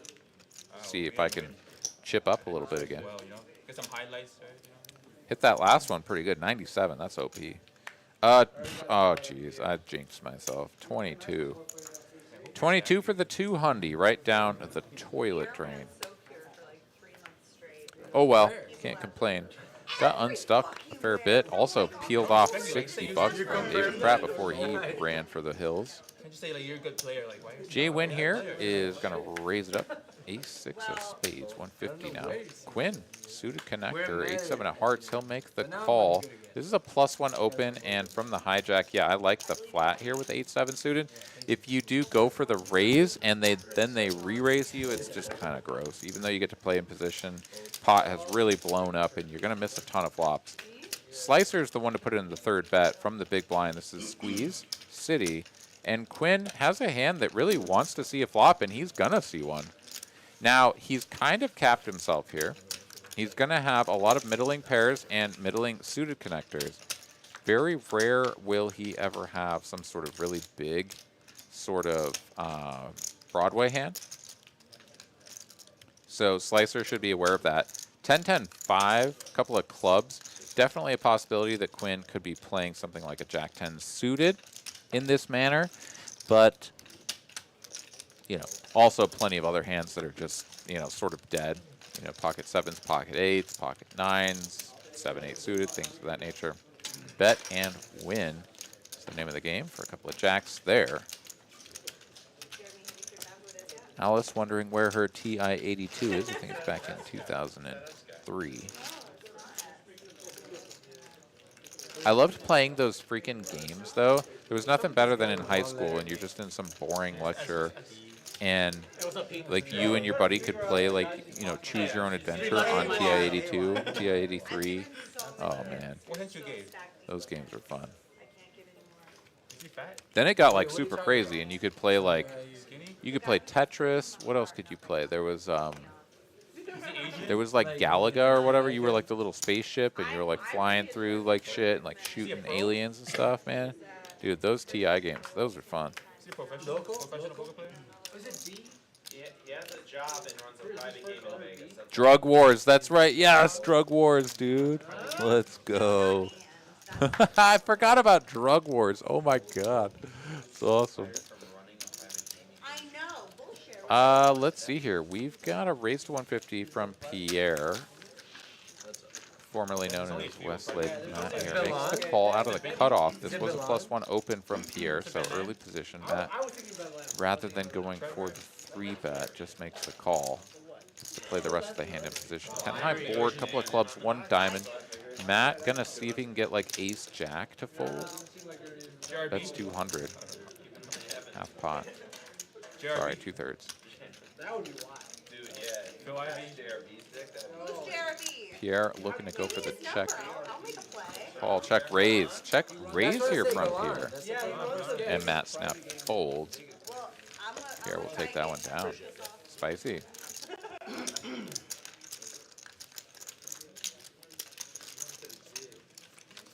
Jeremy? Jeremy was a puppy. It's making me believe his game isn't that big of a deal, as he tells me. All right. 5, 10, 25. And the 50 coming out. Let's go. Pierre says, I'm not one to shy away Not that many, like, I mean, from like, the strudel, I guess it's off y'all's radar. toaster, or otherwise. Y'all wanna play All right. this game? I get a What do we got going on here? Let's get these cards scanned in. Quinn's going to be first. Not for you, I wouldn't. Come on. Couple of Judy's, couple of JWins here for Quinn right out the get-go. Open this up, 3x to 150. No takers so far. We're all the way deep into the blinds. Looks like 1 straddle left to go. And Pierre will defend his little baby. Says, no, no, no. Not leaving these guys out on the front lines to die all by themselves. 9-7 of hearts. Pretty good hand to flop top 2 with. I mean, you know, why not? Checks it over. Quinn here with an overpair to the board is going to go straight out with a 2/3 bet. And Pierre here can hit him with the business right off the bat. This is his board, and he has it. Yeah, no better spot to go for the check raise than this one right here. Hits him with the 800, and Quinn handcuffed to a call, I think. But Quinn has zigged when he should zig and zag when he should zag throughout the night. This is the spot, though, where I do think that you're handcuffed. Yeah, he's going to make the call. Yeah. Yeah, so, I mean, you can run good and play good all the way up until you just get boated on the turn by your opponent with a freaking ridiculously draw-heavy board. I mean, think about it. 6-8, spades, 5-3 clubs. I mean, I don't know if those cards are necessarily calling pre or not, but like if you could think of any number of different combinations of drawing hands that would check raise this flop from the straddle, I mean, there's so many of them. And in fact, Pierre just has the goods. 7's full here. Quinn, of course, he's got a call. This is a 1/2 pot size bet, not even quite. Got a call. It's not a jack, it's an ace of spades. Front door spades comes in, so Quinn does control the jack of spades, but this is actually like the perfect spot. Like Pierre is like, please, sweet baby Jesus, have like king, queen of spades. Have ace, no, you can't have ace, king of spades. I don't know. I mean, I guess this is just like overpair city. Pierre's gonna rip it. I think if he thought this one through, like this is a straight up attack of king, queen, king, jack, queen, jack of spades, and those hands just don't appear in there very often. And if you ever got your opponent to fold, I mean, well, you're never getting a better hand to fold, so I think the size is just a little bit large. Quinn, though, could convince himself with the jack of spades in hand that this can't be anything other than a busted draw, right? 6-8 bricks out. 6-8 is like 6-8 of hearts here is just like, bro, YOLO. We got to hit him with the business. We'll get him to fold jacks. We'll get him to fold kings. We'll get him to fold all of this shit. But in fact, he gets him to fold an inferior hand that might have called a smaller wager. I mean, going polar in these spots is similar to going for thin value in other spots, where it's like, if your opponent ever had king high spades and you bet half pot and they call, you missed out on the full stack, because if you'd gone all in, they would have called, right? So that much is true. Then it depends on whether or not you're always going for the full stack, or if you say, listen, I should attack the rest of those hands, like the pocket kings, the pocket queens, the pocket jacks, especially the ones that have a spade. If I bet half pot, they might feel like they have to call that, you know, and see if I am waking up with a 6-8 of hearts or whatever. But he goes for the whole thing. I mean, I think it's perfectly fine. You try to get max value whenever you can. It's a good spot to go for it. You got the effective nuts. I want some twins. Are you done? Would have been pretty gross if his opponent had aces, just snapped him off, right? Whereas if he bets half pot and I don't know if Quinn actually has enough to jam behind, and then Pier actually conceive a folding. That may not, pardon me, may not be true, may not be a reality in any case. So just jamming there where it's like, well, if I ever bet small or checked and they went all in, I would call, so I may as well jam now. Try to get max value. I mean, I do subscribe to that strategy. And then you got people for betting Myself. All right, 5, 10, 25, and 50. Kingston. Although I got my That was you? global name changed. Yeah. That's gonna be first. Yeah, I know. I got like massive volume on that site. I thought you told me your name over there. Plenty of action here all throughout the week here at TCH Austin. We've got 1-2 running all the time, like literally all the time.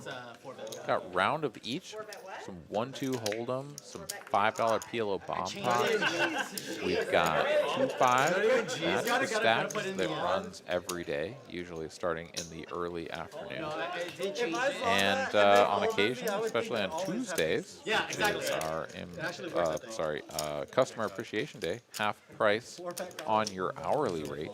Got the 5-10 happening here at TCH Austin as well. I got a 3, a 4, and a 5. Stakes for everybody. You can get a PLO game going if you want. You could play mixed games if you want. I mean, we'll spread anything that you can get running here at TCH Austin. Queen high board, all diamonds. Carl and PJ both flopping second pair of 10s. Optimizer has 2 red cards, but the wrong red cards. Checks to Carl, he bets. PJ is just going to ditch it because he could just be drawn to runner boat already.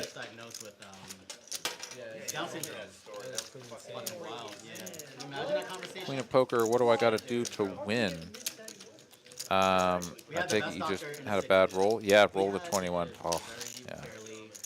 Alex rolled a 38. Hakafio a 7. Iron Bite AD, what's up, brother?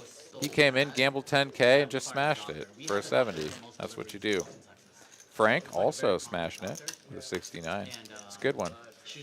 I mean, yeah, no, these gamble streets can be rough, I'll tell you that much. I've been on my little bit of a downward spiral all the way up until today, and then I just won 3 straight against David Pratt earlier. So, you know, just hang in there. You'll get it all back. It's just a matter of time. All right, we've got an open here, Carl, off of the $50 straddle, 150 to go now.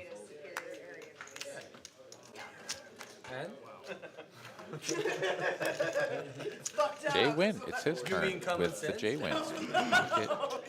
Not kidding. We bet to 475. Quinn. Gonna play this as a flat call. Interesting. 7-6 suited is definitely the type of hand that you would like to sneak in there with. The problem is that if Quinn ever comes in for the 4th bet, like, you're just totally toast. And here it is, 4 bets. Yeah, Carl has sort of the perfect 4-betting hand, ace-5 suited. JWin now has to decide if he's going to play for all of it. This is hijack open, button, 3-bet, flat call from the blind, and JWin, I think, just needs to pile it. It feels weird because pocket jacks, and we've seen sort of the dynamic earlier in the evening where it's like you can fold jacks, but that was a little bit of a different dynamic. I think here JWin as the original raiser. You're right. Sorry, the original 3-better. With a hijack open. I don't know. I just want to. You just got to pile it. Carl has shown himself to be very aggressive, shown himself to be quite competent, and against an opponent like that, jacks is a little bit of an overfold. 10s, I think, would be fine. Jacks is like getting pretty close. He is opting to play this one in position. This is inviting Quinn in, though. And now Quinn, yeah, slam dunk. You got to see a flop. You're playing this one out of position, but your hand is just like, if you ever connect, you're getting paid.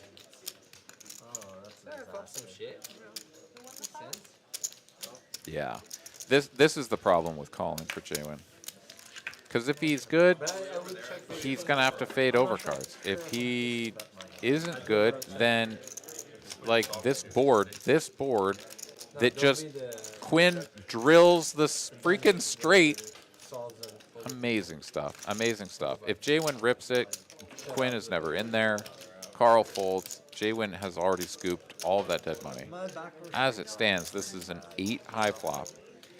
It's also Quinn that is just nutted on this board no matter what, right? Flats the 3-bet, flats the 4-bet. This is Quinn's board. So JWin shouldn't feel inspired by this 8 high board with jacks and checks to him.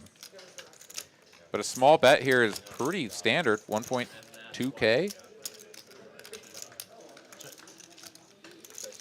You check here and an ace peels. Oh, God, a king? Spades, too? Carl does drag a little bit of extra equity into his corner. Yes, Quinn fully recognizing that you check the king. This is similar to the spot we saw earlier, where Caitlin led out on the ace on the turn when she had flopped the set, and that was the incorrect move, because here, the king is actually a really good card for one of the other bettors to fire. And Carl's going to pile it all in. Carl's all in. And he's about to get a full unloading into Carl. And by, I mean, into Quinn. By unloading, I mean it's just, he's stacking him up. It's just over. Yeah. Yeah, run it once. Carl's toast. Quinn gets the dub. That was a masterclass in how to play out of position with a small suited connector when you're allowed into the pot. JWin allowed him into the pot. Like Carl is just done with that hand for 3 bets or whatever it was. The 4th bet. He put in the 4th bet. He would have been out for 675 or whatever that was. No, it was more than that. Sorry, I'm getting the numbers wrong. But in any case, a masterclass there from Quinn.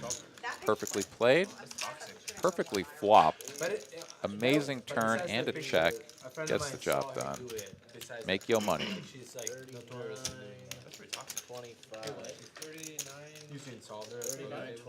With her full laptop. That's weird. Alice is headed out. Good night. Like so many things We'll see you next time. She's been creating new content that's like, She's a vlogger too. Anderson here in the chat. Hey, what's going on, man? using a solver in your panties and lingerie. It was really weird. Have you missed anything tuning in at 9:35? Yeah, a little bit. But you tuned in for just the right time to see this hand go down. My goodness. Spicy stuff happening there as Quinn does collect the double No up. tits. We just objectifying your tits right now. Nice tip out there. Dealer. As he stacks all those pretty pink chips along with the blacks, greens, reds, and white chips. Show me the nudies. Pretty incredible spot there. Yeah.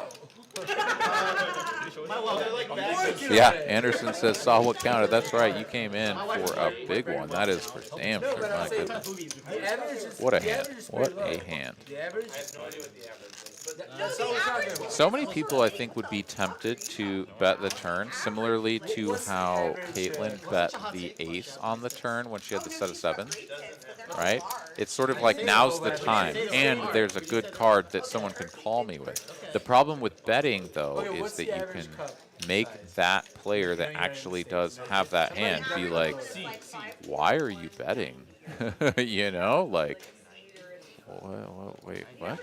Did you hit that card? If you hit that card, then maybe I'm not good, right? Caitlin, queen 10 suited under the gun. We had that whole conversation about queen 9 suited, about whether or not you call or fold that. We had some people going either way. I feel like it's sort of borderline. Queen 10 suited, solid open for me. Definitely opening that hand. Caitlin feels otherwise. Optimizer will be the original opener. 7 of clubs, 7 of diamonds.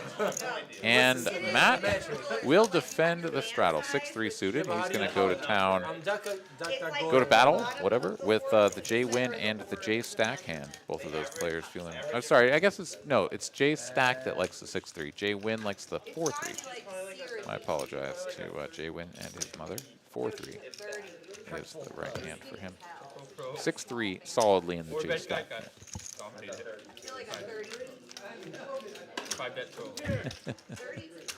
A full unloading into Carl, that's right. Gary C. picking up on that one. I didn't know how to say it in the moment.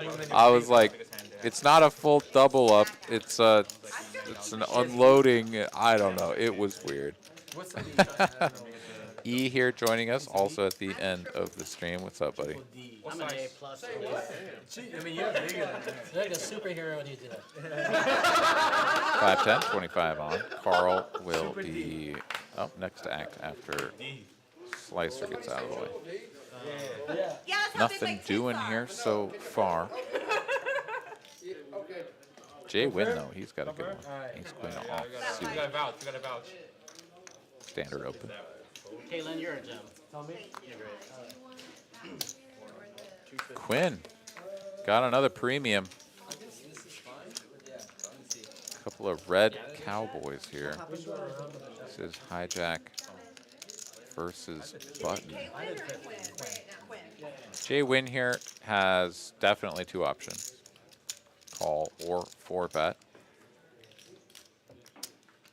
Gonna play this as a call. I think that's sort of standard for JWin. Likes to play these big Broadway cards as calls.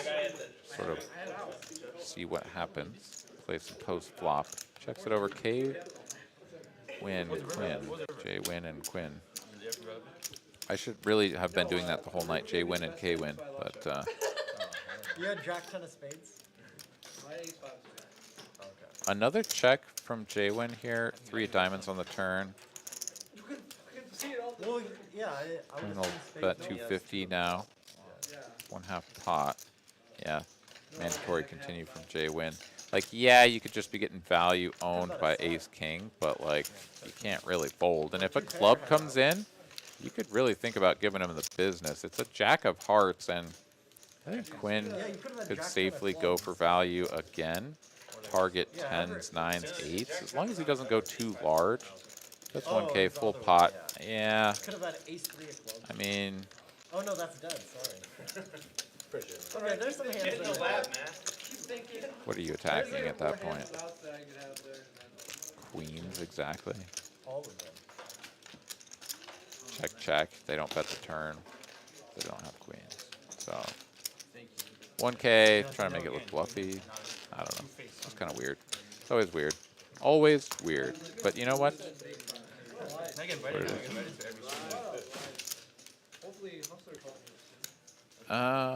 You're drawing that. Yep. But I mean, actually, not drawing that. You might have like. All right, moving right along here. The final 15 minutes or so of the broadcast. 217 likes on the counter. We're oh so close to 250. I'm sure you guys can help us out. hit that 250 mark. Rear back the force of 1,000 seals and obliterate the like button Once again, it's all the way up to 250. JWin once again opening. This time ace jack off. PJ on a couple of red 10s. Will 3-bet. Nobody else interested. And now JWin has to decide how he's going to play this one. Quick fold. Quick fold. Yeah. Ace jack off. No good. Is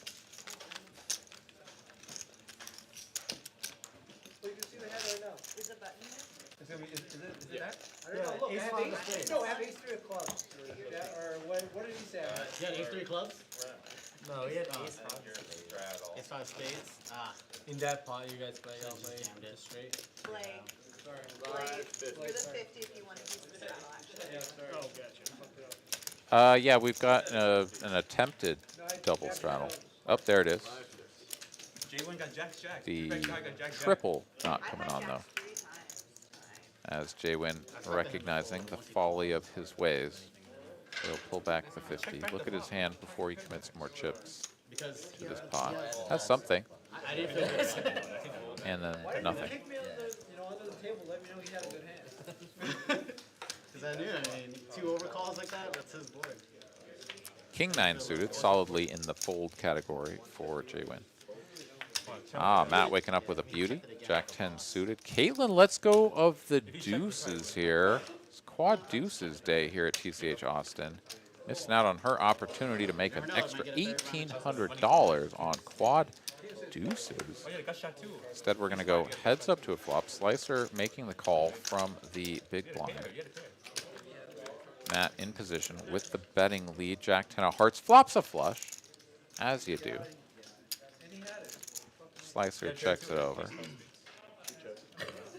Small C-bet for 100. 1/4 pot here. Slicer will continue.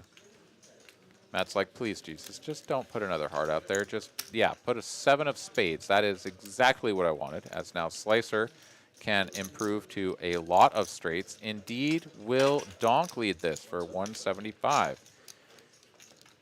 Now, the tricky part here is that the donk lead here acts as a block, because if Matt raises, he really sort of sets his hand up, face up on the table. And if he calls, then only 175 went into the pot, and he has a flush.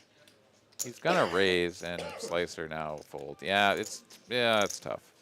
I mean, even if Slicer had a straight there, it would have been tough for him to put more money in anyways. But if Matt makes it a call and like a brick river comes off, then Slicer could go for another small sizing. You raise him then, and then he hems and haws and folds on the end. You get one more bet out of him. I don't know. That one's always tricky. But yeah, just raise him straight away and take it down. Whatever.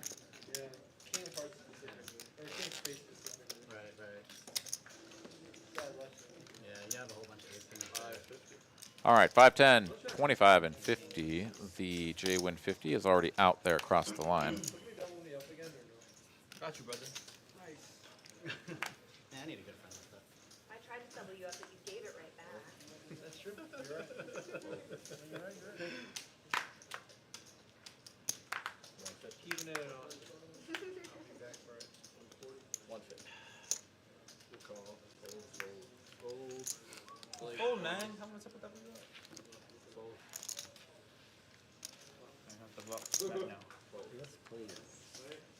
Open from PJ Tom here.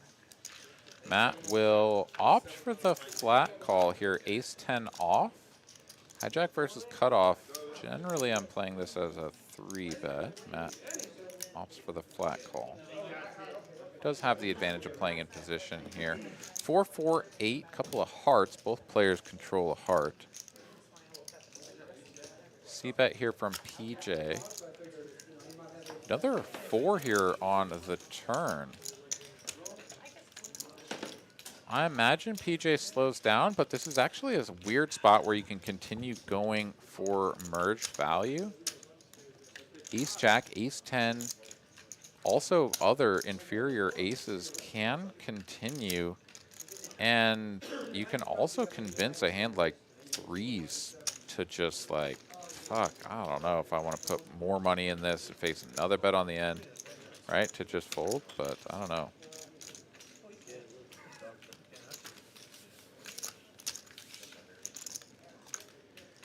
Matt does make the call with the ace-10, 7 of spades on the end. Ace-queen will play, and he's going to shut it down now. And yeah, 2 streets of value with ace-queen. Let's go. Let's go.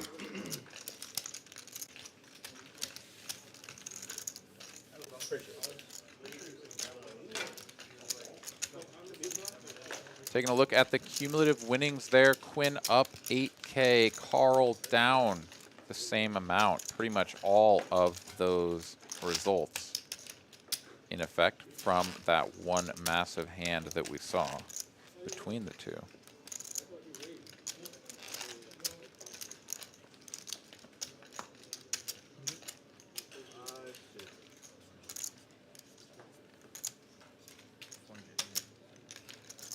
That's how it starts. That's how you get it.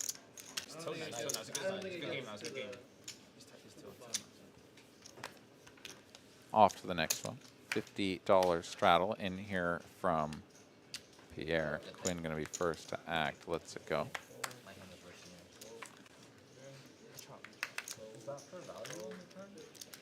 Yeah. Caitlin, not a believer in the 7 Dewey. Gonna let that one go. Carl, back to his old ways, will raise from the small blind, 200 to go. And Pierre will defend from the straddle. Heads up to a flop, 435 in the middle. Carl, first to act with the betting lead. 5 high, not a great board as the original raiser. Snap checks it over with a pair of 9s. Very reasonable hand to do so with, as will most hands. 10 on the turn, not ideal, but not terrible for Carl. Spot where he could go for a middling bet or a check. Half pot. Pierre will tend to continue with inferior hands as well as any 10s. Does make the call. 8 of hearts here on the end. This is a spot where I'm generally in the check, call, any bet as Carl. Could go for a blockish size as well, something like another 250.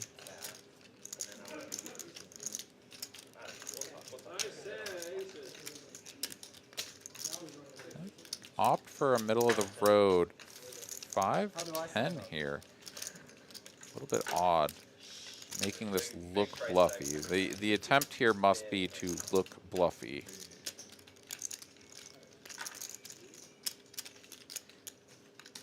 Try to get heroed by a 5. Certainly possible. Rivered 8, something like a 6-8. Didn't raise you on the turn. 6-8, no, 6-8 would have raised you on the turn already. 5. I don't know. Is going to get called and lose. Pierre must have a 10. Can't quite see his hand over there, but that must be a 10 or some sort of small 2 pair. Jack 10, there it is, yeah. Carl giving the free card on the flop, betting the turn, betting the river. Yeah. I'm not sure that it would have worked out that much differently. Probably 5-10 is roughly the size that Pierre might have gone for there on the end anyways.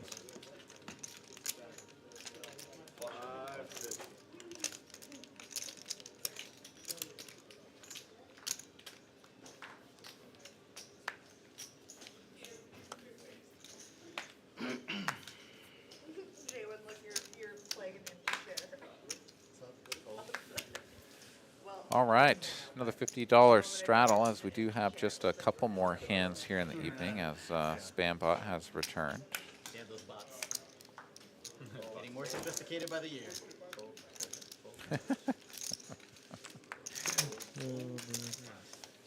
Amazing.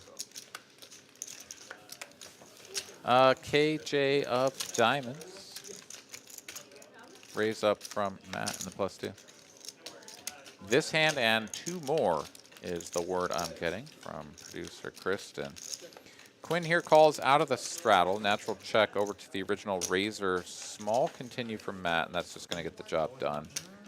As one of those weird, sort of weird spots where you just have like a range bet continue, even though you have second pair, and you're like, I don't know if worse calls and better never folds. So. Race horse if that's what you wanted earlier. We have more flexibility. Weird spot, but also you kind of have to adhere to, I don't know, the quote-unquote rules if you're going to stay balanced, which is just like, you're going to be betting so many bad hands there that, like, if you never bet a jack king, then, like, all of your checks become unbalanced. Wait, how does that work? I don't know. I'd have to think about that one a little bit harder because I think a lot of the jacks can check comfortably. You just bet so much of your dog shit that your checks have to be weaker than that. I don't know. It's weird. Things get weird. I don't know everything, that's for sure. But when you're in a spot where you're just supposed to bet because that's your board, you usually do, no matter what you have. Quinn here, waking up with a couple of JWins, a couple of Quins. Not really. I'm just making shit up at this point. JWin, though, was the original razor to 200. Quinn called. And PJ wakes up with aces. This is absurd. Because Quinn is trapping with jacks. This is blind on blind on blind. This is insanity. And JWin here actually has a hand that's sort of incentivized to come in for a re-raise. Look at this massive squeeze size, too, from PJ. JWin, the effective stack 4.9K. This is jam or get out of town. He has an ace blocker. Oh, no. He's going to call? I disagree with this. And Quinn is going to call. All right. Now, that hand makes sense because he went from trapping JWin to what the hell is going on here? He's going to play man in the middle with two blackjacks. That is awkward, but let's see what we get here. Jack high board. Awkwardness relieved. Top set for Quinn, completely disguised. JWin flops the nut diamond draw, and PJ is looking at a board that is like, I don't know, that's probably not bad. And yet Quinn is donk leading? What is happening to my brain right now? 1.4K with top set. I am baffled. Of everything that's happened here tonight, I think Quinn has played just perfectly, and now this is just absolutely out of left field. PJ calls the 1.4K. JWin is getting an insane price to call, and yet his hand benefits nothing from calling, except that he gets to maybe bink a diamond and then go all in his opponent's side call or a side fold, right? Like, you either pile it all in now or fold, and I don't know. You have to go all in. I mean, this is stupid.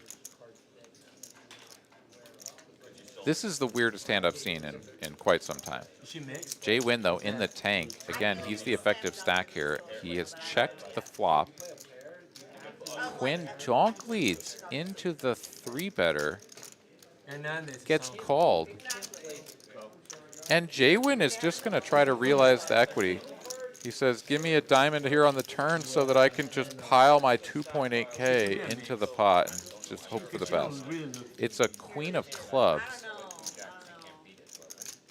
And yeah, I guess JWin is going to hope to preserve the 2.8 at this point. I really don't understand. He's going to check. Quinn is the covering stack at this point against both opponents. I mean, I think he should just jam. I mean, after he's already taken over the betting lead and this card gets all connecty and weird, I don't know what. No, okay, jamming's not right. What do you do here though? He checks. Quick check behind from PJ. He's like, please God, put a deuce out there or something. It's a king of hearts. This board has gone from just crazy to crazier. I'm glad you hear my shit. I mean, and JWin here has bricked out as hard as he can. He's going to check. And when, yeah, he's preserving his remaining chips. He's like, I didn't get there. I guess I'm done. Quinn's going to check. Mother is Filipino. That's what I Oh said. my God. All of the money could have been won by Quinn. All of JWin's money could have been in there.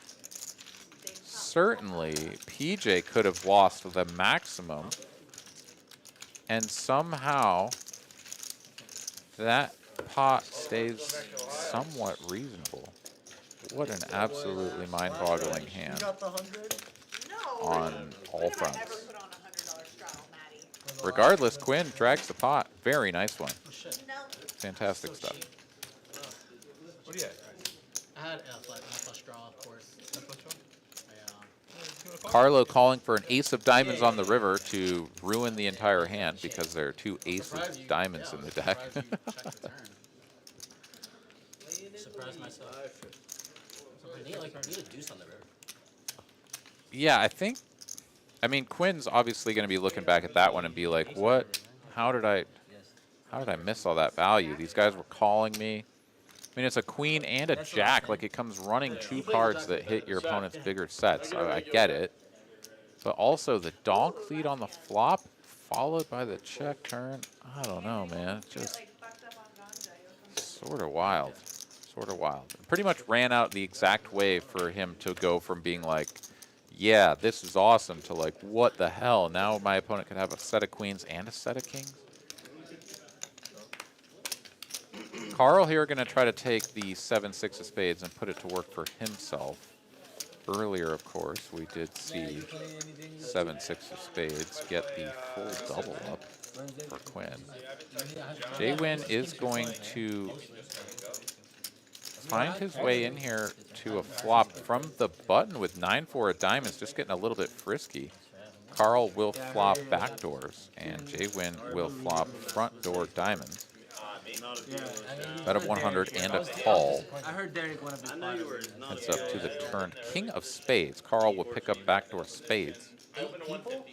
And a good card for him to continue bluffing. 590 in the middle. Should be going for 450. This is the last hand. I'm getting word. This looks like 400, maybe 5. 400 here. That's Derek. Yeah, JWin not quite getting a price to call. This is jam or fold, I do believe.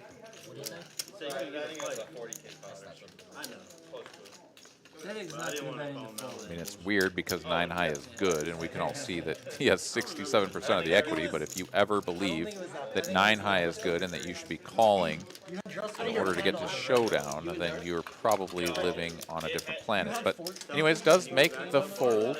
Carl will take the last hand of the night, and that is going to do it for us here on TCH Live Monday edition, 5/10/25 here out of TCH Austin. Thank you guys so much for joining us. We do hope to see you back here on Thursday for 2-5 Match the Stack, and each and every week for No Limit Texas Holdem action here at a Texas Card House. For myself, for the staff here at Texas Card House, thank you guys for hanging out. We'll see you again here soon. Good night. At least 8 on the river, and I thought it was close to 10. And